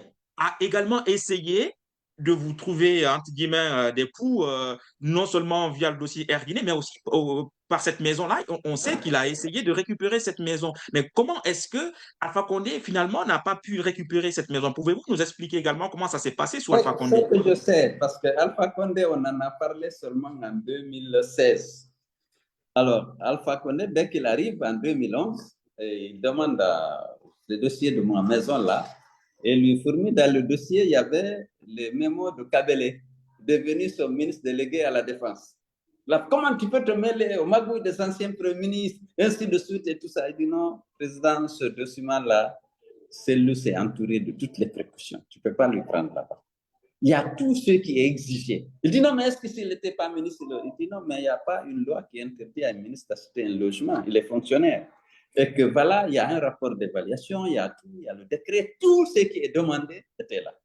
Donc, Alpha s'est calmé, une première phase. Après, 2015, à l'approche des élections, il envoie des missions d'inspection à la Société Générale, à la Banque Centrale, au patrimoine bâti, à la conservation, pour vérifier l'authenticité des documents de tout et tout. Bon, tout était en règle. Bien sûr, à la Société Générale, les inspecteurs ont imaginé est-ce qu'il a payé les échéances, est-ce qu'il a fait ceci, est-ce qu'il a fait cela. Bon, finalement, en tout cas, au cours de nos rencontres, il me dit, voyez, tu sais, les gens voulaient que je prenne ton bâtiment, mais moi, je n'aime pas les règlements d'acompte. J'ai vérifié que tout est normal, donc tu peux rester. J'ai dit, merci, Monsieur le Président. Je n'ai pas essayé de faire de commentaires comme je le fais. Donc, c'était clos et c'est comme ça. Donc, c'est comme ça que vous êtes resté parce qu'en fait, je suis resté parce que tout a été vérifié. il y avait rien à reprocher. Alors, le Et ça, CNRD c'est que je arrive. viens de dire Kabel est témoin. Kabel est témoin parce qu'après, il y a eu, chaque fois on en a parlé, ben, si on se voyait, même si Alpha n'était pas censé être au courant, il me disait que, bon, chaque fois, il ruminait un peu ça, mais finalement, moi, il m'a dit qu'il n'aime pas les règlements de compte, donc il ne va pas, voilà, exiger que moi, je quitte une maison que j'ai acquise régulièrement. Donc, on en arrive donc au CNRD. Mamadi Doumbouya arrive au pouvoir. Euh, Pouvez-vous nous dire, est-ce qu'il y a eu des approches à votre niveau de la part du CNRD pour ne serait-ce qu'essayer de savoir si vous avez acquis ce logement-là dans les règles de l'art? Est-ce qu'il y a eu des approches dans ce cadre-là? Écoute, ouais, c'est très difficile de dire. Il y a eu, bon, donc, il y a eu d'abord toute la publicité, mon nom sur une liste qui circulait, des gens qui occupent les trucs. J'ai essayé de rassurer, d'envoyer des messages par des personnes que, en tout cas, en ce qui me concerne, je souhaitais qu'il y ait une vérification et que j'étais convaincu que s'il y avait des vérifications, on aurait abouti aux mêmes conclusions auxquelles Dadis Camara et Alpha Condé, qu'on ne peut pas soupçonner de complicité ou de complaisance vis-à-vis de moi, auraient abouti. Bon, mais après, le 14 février 2022, je reçois donc une lettre intitulée « En raison de recensement exhaustif du patrimoine bâti public, vous êtes invité à libérer de toute occupation le terrain que vous occupez à Dixine. » Voilà, voilà, voilà. Bon, je ne savais pas que faire. Alors, j'ai naturellement j'ai vu mes avocats, j'ai dit allons voir Kabele, il connaît le dossier parce qu'il l'a défendu, pas devant un tribunal, parce qu'on n'a jamais été un tribunal, mais il connaît, il va nous conseiller. Donc, M. Paul Yomba, moi-même, M. Amadou, Maître Fasciné Biabogui, on est allé chez Maître Kabele. Il a dit non, ce qu'il faut faire d'abord, c'est de saisir le juge en référé pour qu'il suspende l'ordre d'expulsion, parce que c'est de ça qu'il s'agit, jusqu'à ce que, s'il y a contestation de sa propriété, que le tribunal l'examine. La première mesure donc, à prendre d'urgence, Maître Kabele a suggéré qu'on saisisse tout de suite le juge en référé pour demander, en fournissant les preuves, qu'on n'a pas reçu de contestation de ma propriété, jusqu'à ce que, s'il y a une telle contestation, qu'on l'examine pour ne pas que je quitte. Donc, je vais juste, avant de vous laisser continuer, je vais juste apporter une précision juridique. Donc, en matière de référé, en fait, le juge peut intervenir en urgence, 24-48 heures, soit référé liberté ou référé suspension. Il peut suspendre une décision administrative en attendant voilà, que le dossier soit instruit profondément, en fait. Parce que c'est un référé qui est fait pour prémunir le citoyen des abus de pouvoir. Parce que si la décision n'est pas suspendue et que la décision est exécutée et que par ailleurs elle s'avère injuste, le préjudice, le citoyen l'aura déjà subi. Donc, c'est l'essence même du référé suspension. Donc, je vous laisse continuer, Monsieur le Président. Merci pour cette précision que je n'avais pas. Hein. Moi, je ne savais pas. C'était d'ailleurs, je crois que la première fois que j'entendais parler du juge à référé. Je ne suis pas très spécialiste en droit. Donc, on a écrit donc au juge à référé pour lui demander de suspendre en justifiant et qu'on attend pour qu'au moins s'il y a contestation, qu'on examine. Alors, c'est là où il y a, vous savez, douter de choses. Alors, le juge a référé, je ne sais pas. Comme il y a des fuites, on a dit non, le juge va faire ça. Je ne sais pas, je n'ai pas rencontré le juge. Et puis, après, le juge, qui était une dame, prend une ordonnance, dire qu'elle est incompétente pour faire ça. Maintenant, il y a les explications qu'on a reçues, qu'elle a reçu des pressions de la jeune. Vous n'allez pas donner raison aux anciens premiers ministres contre le CNRD, ceux qui ont mis le pays à terre ou des trucs comme ça. Mais ça, c'est des rumeurs. Je ne sais pas si c'est fondé ou pas. En tout cas, la juge prend une décision pour dire qu'elle est incompétente. Alors, à partir de là, nous sommes embarrassés. Je retrouve mes avocats, j'ai des questions. Dites vraiment, avec tout ce que je vois là, les gens veulent les humilier. Si vous voulez notre avis, il faut quitter. Mais c'est votre propriété, vraiment. Du droit. Mais comme il y a les faits, ils ont envie, des soupçons de vouloir vous humilier, vaut mieux sortir. Moi, je dis que, bon, vraiment, je ne sors pas, même si on me tue là, c'est ma propriété. Bon. Et puis, vraiment, finalement, on a décidé de quitter. Je me concerte avec Sidia, qui était aussi, finalement, a reçu 48 heures après ma lettre, a reçu la même lettre. Bon, on verra ça plus tard. Et donc, je quitte à 9 heures, puisque la lettre est arrivée le 14 février. Il fallait quitter, libérer de toute occupation le terrain avant le 28 février à 10h30. C'était précisé 10h30. Donc, à 9h, j'ai quitté mon domicile. J'ai laissé le salon, j'ai pris que les choses précieuses, quoi, parce que c'était difficile pour moi de déménager, quoi. J'ai laissé les biens nombreux, la cuisine, le salon, la table à manger. J'ai laissé beaucoup de choses en place, le bureau. Je n'ai pas embarqué. J'ai embarqué les choses précieuses. Je suis parti. Et lorsque je suis parti, on a vu, parce qu'il y a eu les vidéos, Bala Samoura et Sadiba à l'époque sont venus avec plus d'une 30 armés jusqu'au banc, et même bien armés, et pour essayer, semble-t-il, étaient venus me sortir de force au cas où j'étais là. Ils ont visité la maison et puis ils sont partis. Alors, la suite là, parce que voilà les anomalies. Maintenant, je revois mes avocats après être sortis. On saisit la justice pour dire qu'il y a une spoliation, une tentative de spoliation. On fournit tous les documents dont je vous ai parlé au tribunal. Le tribunal informe l'agent judiciaire de l'État. L'agent judiciaire met en place un pool de 5 juges. Les juges écrivent au tribunal de surseoir à l'examen du dossier, le temps pour eux de prendre connaissance du dossier. 3 jours après, ils sont envoyés les bulles rases de la maison. Alors qu'ils ont demandé... C'est un élément important. C'est-à-dire que les juges ont demandé la suspension de l'exécution de la mesure. Les avocats. Alors, donc, il y a eu un pool d'avocats qui représentaient l'État dans cette affaire. L'agent Et judiciaire a mis en place un pool d'avocats. voilà, donc l'agent judiciaire a mis en place un pool d'avocats qui a demandé du Au temps pour tribunal, examiner les éléments que vos avocats ont fournis. Et pendant que ces avocats de l'État étaient en train d'examiner ces éléments, ils ont démoli votre maison. Maintenant, est-ce ils qu'aujourd'hui, ont envoyé les bulldozers, tout démolir, racler tout. oui, donc est-ce qu'aujourd'hui, à ce jour, vos avocats, enfin, est-ce que Non, vous savez la conclusion de ces avocats de l'État, enfin, après examen de je ne sais pas, puisque des éléments? jusqu'à présent, il n'y a pas eu de décision de justice. Il y a eu une première tentative, sur la base de, selon ce que mes avocats m'ont dit, on a demandé à la Cour suprême d'annuler le décret pris par le président de la République. Les gens ont dit, mais Rétrospectivement. Oui, oui, oui, que le rétrospectivement, oui. décret, non, qu'ils sont fort clos. Ça, c'est passé depuis 2000, depuis 2004 et c'est fort clos. On ne peut pas venir 9 ans après dire qu'il fallait réagir plus tôt, qu'ils sont fort clos. Mais après, ils sont revenus à la charge en présentant la chose, est-ce que posant les questions si le décret était légal. Là-bas, ils ont dit, mais le décret peut considérer, n'est pas légal dans la mesure où on peut considérer le terrain là comme du domaine public et qu'il n'y a pas eu de déclassification avant la vente. Donc, le décret qui autorise la vente est illégal parce qu'il autorise de vendre un bien qui n'est pas déclassé alors qu'il était un bien du domaine public. Mais un logement ne peut pas être, selon mes avocats, du domaine public. Donc, Oui, alors, oui. à l'heure actuelle, parce qu'ils ont voulu régulariser ça en 2000, fin 2024-2025, là, c'est en cours, là.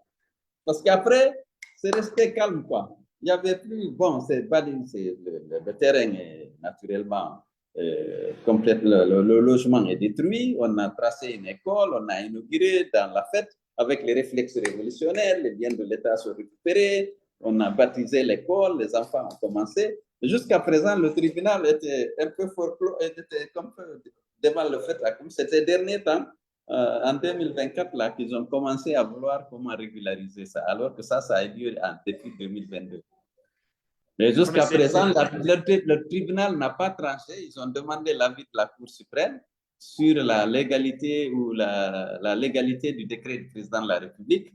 Alors, ils ont dit que bon, le décret n'est pas légal, mais ils n'ont pas annulé le décret pour l'instant. Pas légal par rapport à quoi?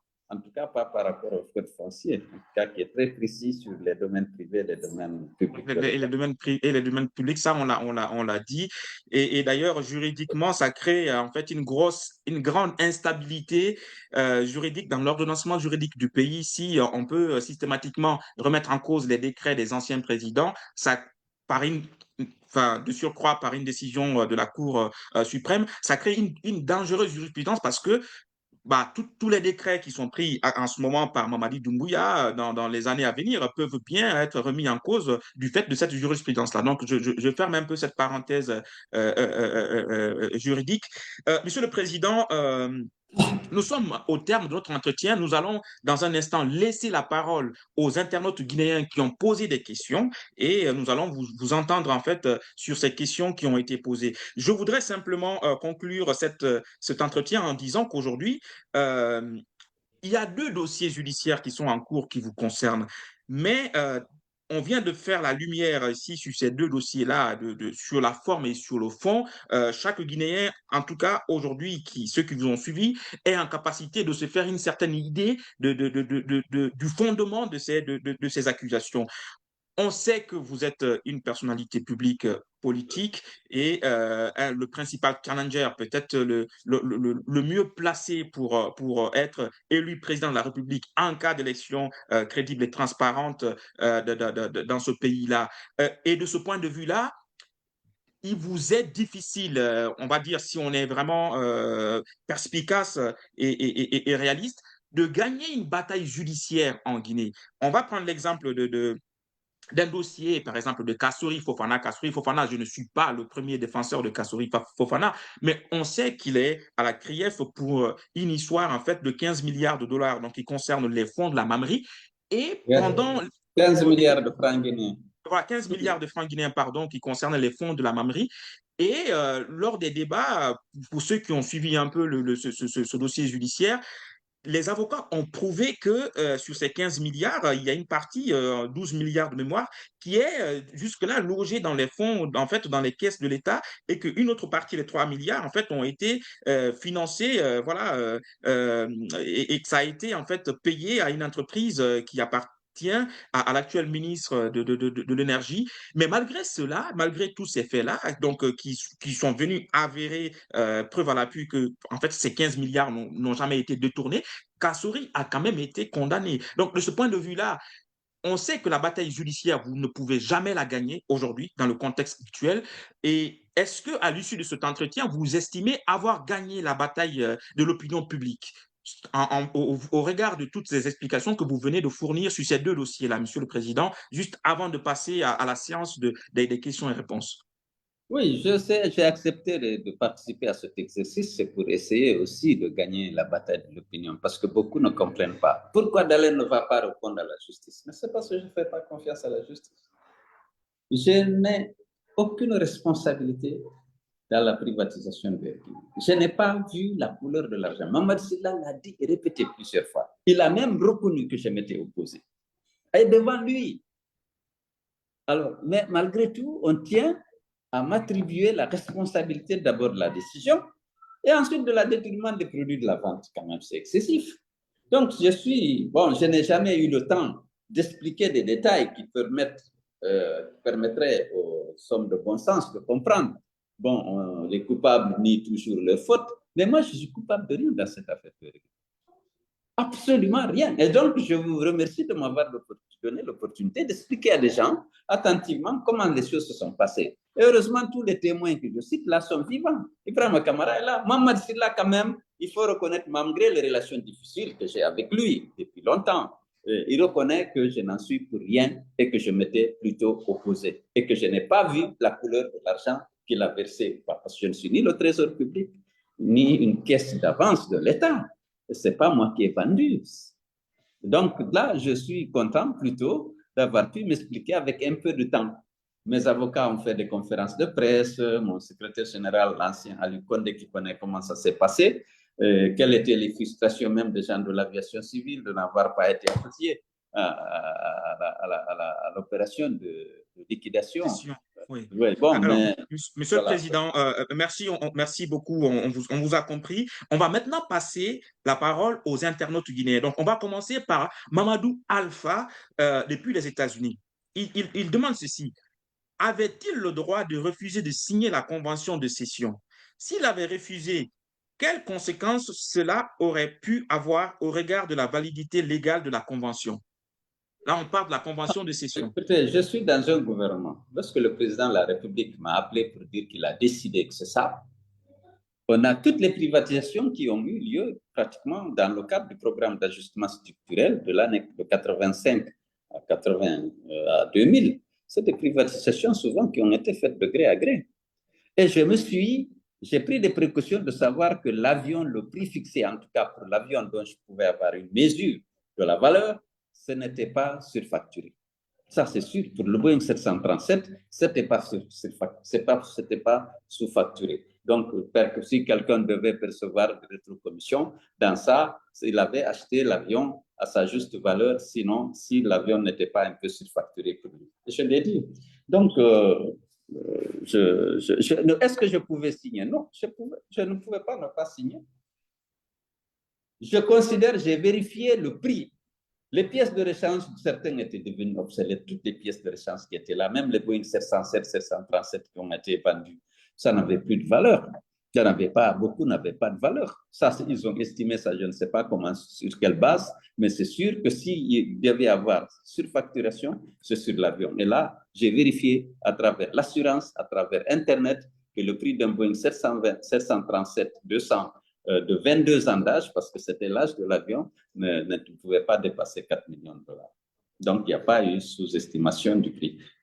Bon, mais le président a décidé, je suis membre du gouvernement, ministre des Transports, et que si je ne pensais pas que j'étais sceptique quant à la capacité de Mamad Silla de gérer une compagnie aérienne, je sais à quel point c'est difficile, mais je t'ai dit, bon, après tout, si un Guinéen peut s'en sortir, c'est tant mieux, peut-être que le président a raison.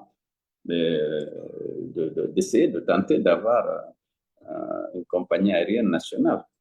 Oui, et puis Même bon, si les règles, si vous n'aviez pas, si vous n'aviez pas signé, vous auriez peut-être été remplacé simplement et le prochain aurait signé. Enfin, non, c'est pas on la va peur avancer de sur. ça. C'est pas la peur de ça. Moi-même, je voulais vraiment, j'étais Non, partisan. non, mais la question, sa question par rapport à la validité légale de la convention, c'est pas parce que vous ne signez pas que la convention n'aura pas lieu de toute façon. Alors, on va avancer avec les questions. Il y a un autre compatriote qui vit à New York, donc Mamadou Ouri Nobé Bari, qui pose deux questions. La première question, la dernière fois que vous avez communiqué avec Mamadi Doumbouya ou son premier ministre date de quand?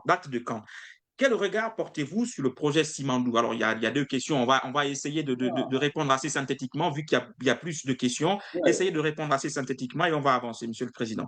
Ok, écoute, pour la première question, on n'est pas là pour ça, pour savoir quand est-ce que je parle avec Doumbia ou si je parlais avec lui, je ne vais pas répondre à cette question. Par contre, pour le projet Simandou.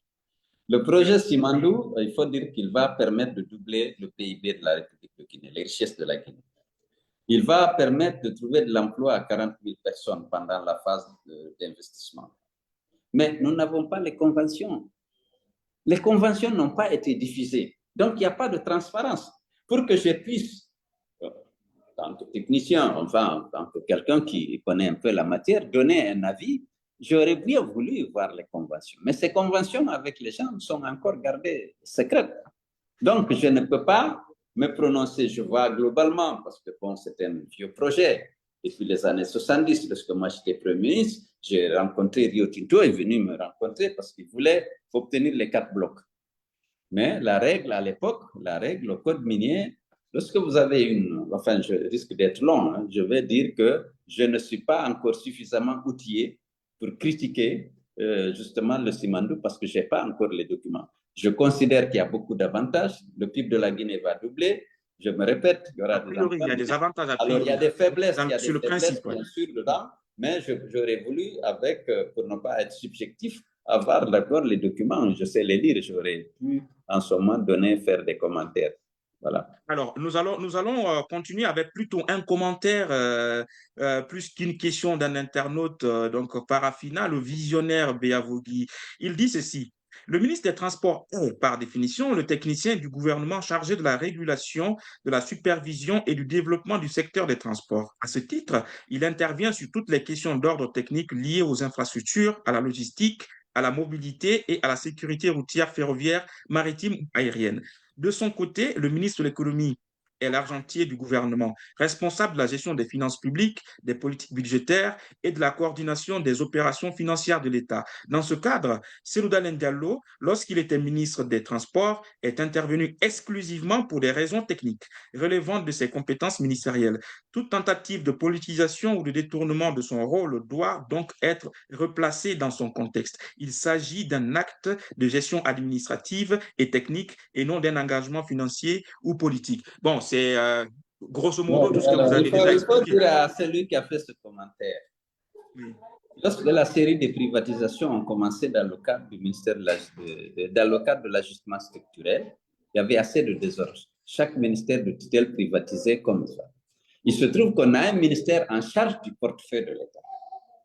En l'occurrence, le ministre de l'économie et des finances. Donc, toutes les participations, tous les investissements de l'État dans les entreprises, c'est lui qui représente l'État. C'est lui qui investit, c'est lui qui achète les actions, c'est lui qui est propriétaire pour l'État des entreprises. Donc, après mettre fin à cette pagaille, on a soumis, une loi a été soumise à l'Assemblée qui a été votée et adoptée. Seul le ministre des Finances est compétent pour diriger une privatisation. La loi existe. Lorsqu'il s'agit de vendre, c'est le ministre des Finances. C'est lui qui désigne généralement le président des conseils d'administration dans les entreprises publiques, même si ces derniers sont souvent nommés par décret, c'est lui qui prépare les décrets et soumet au président de la République. Il est responsable de la gestion des entreprises dans le sens large.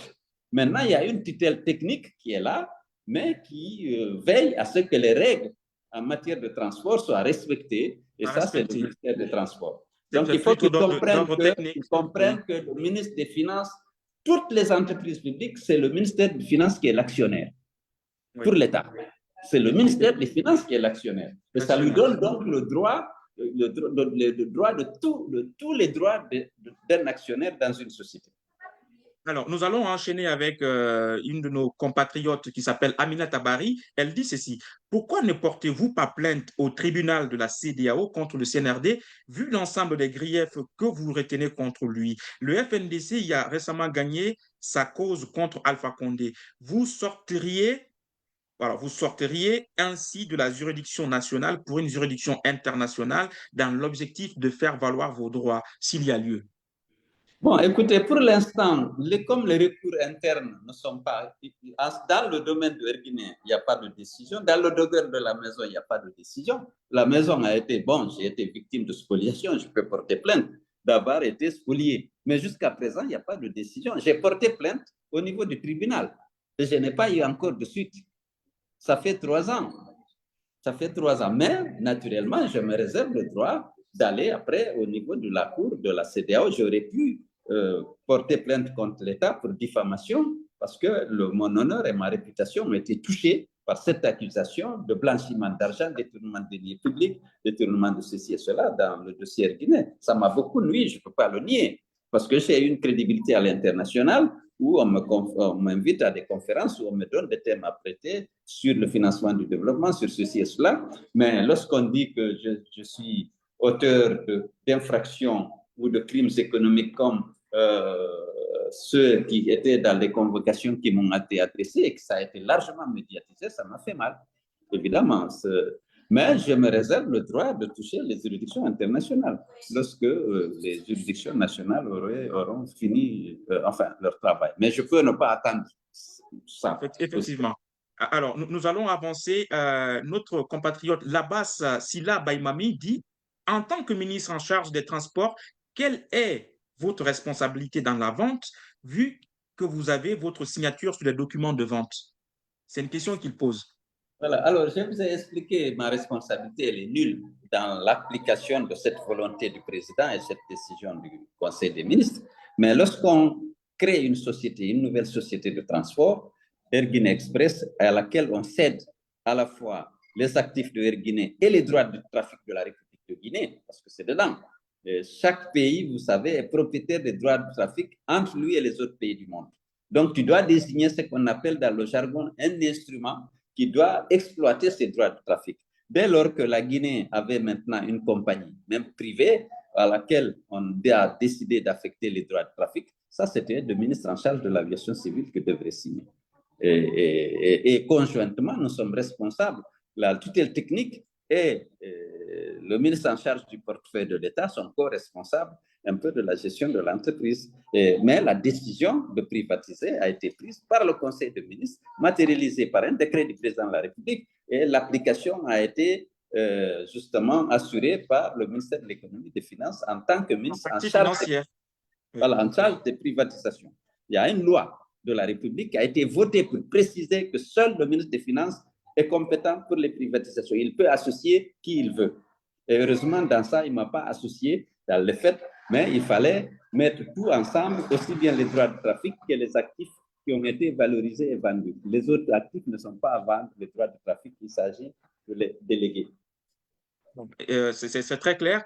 On va avancer sur une série de questions. Donc, il y a 3 séries de questions, enfin, une série de questions de notre compatriote Boubacar Diallo. Je vous invite à être attentif et ensuite à répondre assez synthétiquement. Alors, la première série, à la lumière des violations répétées du chronogramme de la transition, de l'interdiction des manifestations, des disparitions forcées et de la militarisation croissante du pouvoir, quel est, selon vous, le véritable projet du CNRD et comment comptez-vous y faire face politiquement? Donc, on va vous laisser répondre synthétiquement et ensuite on passera à la deuxième et puis à la troisième question. La première question, ma lecture de la situation. Le CNRD avait l'intention de rester, je l'ai dit ce matin à l'Assemblée générale du parti, aussi longtemps que possible et de céder le pouvoir aussi. Ça, je pense que c'est ça l'intention première. Donc, pour rester aussi longtemps que possible, il avait bourré le chronogramme en disant que le fichier ne peut obtenir qu'après 2 coûteuses et longues opérations qui s'appellent le RAVEC et le recensement général de la population, ce qui lui permettrait de faire 5 ans. Alors, Aujourd'hui, depuis un certain temps, je pense qu'il n'est plus question de donner le pouvoir aux civils. Il s'agit de légitimer Doumbouya. Par conséquent, on n'a plus besoin de RAVEC, de recensement général de la population. On va faire rapidement un toilettage du fichier, faire semblant de faire, sans les partis politiques d'ailleurs, une révision de la liste du fichier électoral et d'organiser avant la fin de l'année l'élection présidentielle pour que Doumbouya soit légitime. Voilà ma lecture. Il y a eu avant le projet de la junte, c'était rester aussi longtemps que possible, si possible 5 ans, en reportant régulièrement les échéances. Même si on s'engageait fin 2024, on sait que le RAVEC ne serait pas fini et le recensement général de la population ne serait pas fini. Maintenant, la décision est prise, il faut maintenir Doumbouya. Alors, Voilà. on a vu, et sa question subsidiaire, c'est comment Oui. comptez-vous y faire face politiquement? Alors, comment nous allons y faire face? Nous sommes tous concernés. Ce n'est pas l'UFDG seulement, mais l'UFDG, c'est d'abord être d'accord qu'aujourd'hui, ils veulent organiser une mascarade électorale. Le ministère de l'administration du territoire, dirigé par le général Condé, et ses préfets. N'oubliez pas qu'on a déjà étendu les compétences des préfets aux élections depuis quelques années. Et ils ont dissous les conseils communaux élus pour mettre des délégations spéciales dont les chefs sont choisis en fonction de leur adhésion à cette idée. Mamadi, c'est l'homme providentiel qui doit rester au pouvoir. Donc, eux, ils vont appuyer un processus électoral pour légitimer qu'à travers une mascarade électorale, Doumbouya et dire que la transition s'est terminée. S'ils peuvent, ils vont fusionner, ils vont coupler avec les législatives et faire cette mascarade et puis prendre le contrôle de l'Assemblée, prendre le contrôle naturellement de l'exécutif en faisant élire ou en tout cas proclamer vainqueur Mamadi Doumbouya. C'est ça le projet. Qu'est-ce qu'on fait? C'est pour tous les Guinéens. J'ai dit aujourd'hui à l'Assemblée générale, j'ai expliqué, c'est de ça qu'il s'agit. Toutes ces campagnes de justification, de promotion de sa candidature, c'est l'homme providentiel, il faut pas que la Guinée laisse passer cette chance inouïe de l'avoir, il faut donc qu'il reste, vous suivez ça. Alors, qu'est-ce qu'on fait? Ça, c'est, nous sommes en train de réfléchir au niveau de l'UFDG.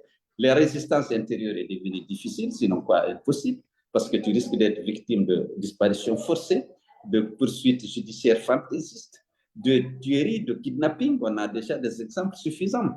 Comment on fait face à tout ça? C'est une question qui s'est posée à tous les Guinéens, y compris celui qui nous l'a envoyé. Je ne vais pas décliner ici, dévoiler ici la stratégie de l'UFDG et des forces vives parce qu'on est dans une intercoalition qui s'appelle les forces vives et nous sommes en train de réfléchir sur la meilleure manière de résister et de refuser vraiment cette confiscation du pouvoir pour que le peuple puisse choisir à tous les niveaux ses dirigeants, au niveau local, législatif et au niveau de l'exécutif. Merci, Monsieur le Président. Dans un contexte où la population guinéenne semble désabusée, fracturée et méfiante envers les acteurs politiques comme les militaires, quelles propositions concrètes portez-vous pour reconstruire la confiance et restaurer un ordre constitutionnel crédible, inclusif et durable? De manière assez synthétique, Monsieur le Président. Alors, monsieur, les populations ont confiance à leur parti, ils sont dans les partis, ils ont voté. Peut-être qu'ils n'ont pas toujours vu leurs attentes satisfaites par des régimes, par des présidents élus, mais c'est sûr que les Guinéens font confiance au parti. La preuve, la Junte n'a qu'à organiser des élections de transparence dans le respect strict des dispositions de la Charte de la transition, y compris de l'article 45, 55 et 65, qui exclut toute candidature des membres de la Junte et des choses. Vous allez voir, les Guinéens vont choisir les dirigeants à tous les niveaux. Les Guinéens aiment exercer ce droit, leur droit et liberté. De choisir leurs dirigeants, c'est ça. Maintenant, et les sanctionner. Il ne s'agit pas de les choisir, il s'agit aussi de les sanctionner dans les urnes. Si vous ne répondez pas à leurs attentes. Donc, pour vous, aujourd'hui, la confiance demeure, mais elle est en quelque sorte brimée et elle est empêchée, en fait, de s'exprimer. Alors, troisième série de questions de cet internaute. Vous avez été à la fois acteur d'un régime civil, opposant historique et victime d'un régime militaire. Que retenez-vous de cette trajectoire pour envisager aujourd'hui une alternative politique crédible face à la junte et quelle place entendez-vous y occuper personnellement? Écoutez, moi, je continue ma lutte. Je disais ce matin à mes militants que je me bats, certes, pour être président de la République, parce que ça me permet d'avoir les instruments pour changer la Guinée et répondre aux attentes de la population, aux vraies attentes de la population. Mais en attendant, je tiens à exiger que les droits et libertés des citoyens soient respectés, que la parole donnée soit respectée, que les serments soient respectés, que les droits humains et les libertés fondamentales soient respectés. Et c'est ce qu'actuellement, on n'obtient pas du tout. Donc, la lutte avant les élections, il faut veiller à ce que les valeurs auxquelles vous croyez, parce que je suis un homme de conviction, je veux que les droits et libertés des Guinéens soient respectés et qu'ils puissent s'exprimer. La liberté d'expression, la liberté d'association, les libertés de réunion, les libertés de manifestation, ces libertés qui sont consacrées par la charte de la transition qu'ils ont élaborée eux-mêmes, qu'on les respecte. Mais ils ne veulent pas ça. Alors, qu'est-ce qu'on fait pour ça? Je dis encore, c'est un problème de toute la Guinée et de toute la Guinée, effectivement. Alors, on va lire un petit commentaire rapidement de Marcus Cole. Monsieur Seloudalen Diallo dit avoir demandé un prêt auprès de la Société Générale qui est basée à Paris. Mais c'est très facile de trouver les preuves. La Société Générale n'est pas une banque guinéenne, mais une banque française. Et effectivement, vous avez dit que vous aviez les preuves de ce prêt bancaire. Donc, je pense que vous l'avez non, dit. Non, non, non, non, je n'ai pas dit que j'ai demandé le prêt à la Société Générale Paris. J'ai demandé à la À SGBG, l'antenne de Société Guinée. Générale Guinée. J'ai demandé au prêt qui me l'a accordé après avoir demandé l'avis de Paris, parce que j'étais déjà ministre. C'est ça. Mais dans tous les cas, vous avez des documents en fait, de ce prêt-là. Il y a l'accord de prêt, mais si vous voulez, je vous le sors tout de suite. Il y a l'accord de prêt personnel, Société Générale, dûment signé par moi et la Société Générale de Conakry, sorti d'un échéancier. Je peux vous l'envoyer si vous voulez. Alors, juste un autre commentaire de Mousto DC.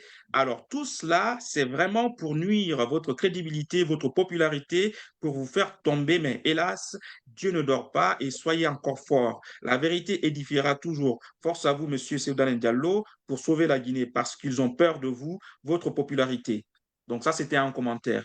Alors, un autre commentaire de Mathieu Guilavogui. Cet homme est un homme d'État combattu, diffamé parce qu'il incarne la vérité et la lumière pour ce pays. Alors, une dernière question. Je pense qu'on va essayer de ne pas dépasser 2 heures de live. On était parti pour beaucoup moins que ça, mais vu l'engouement et aussi le détail des sujets qu'on a souhaité offrir, donc on a un peu dépassé cet objectif de timing. Qu'à cela ne tienne, une dernière question peut-être de Amadou Ba. Pourquoi avez-vous signé l'acte de vente de Air Guinée? Bon, je pense qu'on a déjà évoqué ce sujet-là. La société en Guinée pouvait-elle être, Air Guinée pouvait-elle être liquidée avec un contrat de gré à gré? Quelle est votre responsabilité étant signataire? On l'a évoqué également. La faillite d'Air Guinée avait-elle été prononcée par un tribunal? Mais non, on n'a pas évoqué la faillite d'Air Guinée. C'était une société qui était économiquement en difficulté. Ça, on l'a dit. Alors, sur quelle base? Oui, il faut dire qu'elle était subventionnée et donc elle exactement. pompait sur le budget de l'État des ressources importantes. Alors, les partisans de la privatisation disent si vous la fermez, vous allez affecter ces ressources à la construction d'écoles, à l'amélioration des centres de fonctionnement des centres de santé, au lieu de chaque année payer des montants colossaux alors que vous avez un déficit d'infrastructures scolaires ou de santé. C'est ça la logique. Donc, la compagnie ne tombait pas en panne parce que l'État était là pour faire face à ces charges, à la fois d'entretien des avions, mais aussi du personnel. Alors, Monsieur le Président, nous sommes pratiquement à 2 heures de direct. Suite à votre intervention également de ce matin lors de l'Assemblée générale de votre parti, je vous sais un peu fatigué, c'est normal. Il est 21 h heure française, 23 h presque 0 h heure GMT. Je vais vous laisser la possibilité maintenant de conclure cet entretien-là et de vous adresser à vos compatriotes guinéens qui ont été nombreux aujourd'hui à nous suivre. Donc, on a dépassé le millier de personnes qui nous suivent en direct. Quel est le mot de la fin que vous souhaitez adresser à toutes ces personnes? Je voudrais les féliciter, les remercier pour leur attention, leur dire que nous sommes à une phase difficile de notre histoire, qu'il est temps de se mobiliser et d'être ensemble, de se donner la main. J'ai dit ce matin que je ne suis pas opposé à la junte parce que c'est seulement la junte. Je l'ai soutenue. Mais je suis pour la défense des valeurs, la défense de l'état de droit, des principes et des règles de l'état de droit et de la démocratie. Je suis contre les disparitions forcées, contre l'assassinat impuni de jeunes innocents de moins de 20 ans pour la plupart, sans jamais mériter la justice. Je suis contre la violation de la parole donnée et contre les serments. Je pense que c'est là une position d'une grande majorité des Guinéens. Il faut qu'on se donne la main pour faire triompher ces valeurs. Le respect de la parole donnée, le respect des serments, le respect des droits humains et des libertés fondamentales, le respect des droits et libertés des citoyens, y compris ceux de choisir leur futur. Ça demande que nous nous donnions la main. Ces droits-là ne sont jamais acquis définitivement. Il faut lutter pour les préserver, pour les défendre. Et je compte sur vous. Nous devons, actuellement, le combat à l'intérieur est devenu difficile parce qu'il y a la mort dans les rues. On ne peut pas manifester, on vous tue. Personne ne mène une investigation pour trouver le coupable et le traiter en conséquence. Il y a les disparitions forcées, il y a tout. Donc, à l'intérieur, dès que vous critiquez, on ne peut même plus faire la politique parce que lorsque vous critiquez la junte, vous risquez la disparition forcée, les enlèvements, les traitements dégradants et la torture, tout ce qu'on a vu avec les autres. Aliouba est en prison. Sako Abdou vient d'arriver, semble-t-il, au Sénégal. Il a fui parce que vous savez à quel point il a été malmené. C'est de justesse qu'on ne l'a pas fait disparaître aussi. On ne sait pas si Marwan, Fonike Mangé et Biloba sont vivants. Et Sadou Simaga. Il faut que ces pratiques cessent dans notre pays. Alors ça, on a une junte qui avait promis de mettre fin à tout ça, malheureusement, et c'est illustré par l'exagération justement de ces fléaux qui existaient déjà, mais qui sont devenus une pratique courante dans notre pays. Il faut qu'on ait la possibilité de mettre fin à ça. Pour cela, nous devons être unis, conjuguer les efforts pour que notre pays soit un pays où la sécurité est assurée pour tous, où les droits et libertés sont exercés pleinement par chacun de nos citoyens. Je vous remercie pour, en tout cas, votre participation à cet exercice. Et merci à Hector de m'avoir donné l'opportunité de m'expliquer sur ces dossiers qui ont fortement nui à ma réputation et à mon honneur. Mais si je ne gagne pas les batailles judiciaires, je souhaite ne pas perdre la bataille de l'opinion. Merci beaucoup, Monsieur le Président, pour ce mot de la fin. Et merci beaucoup à vous aussi, chers internautes, compatriotes guinéens qui nous avez suivis à travers le monde. Donc, on se donne rendez-vous pour un prochain numéro. Merci beaucoup, toutes et à Merci. tous. Au revoir. Merci.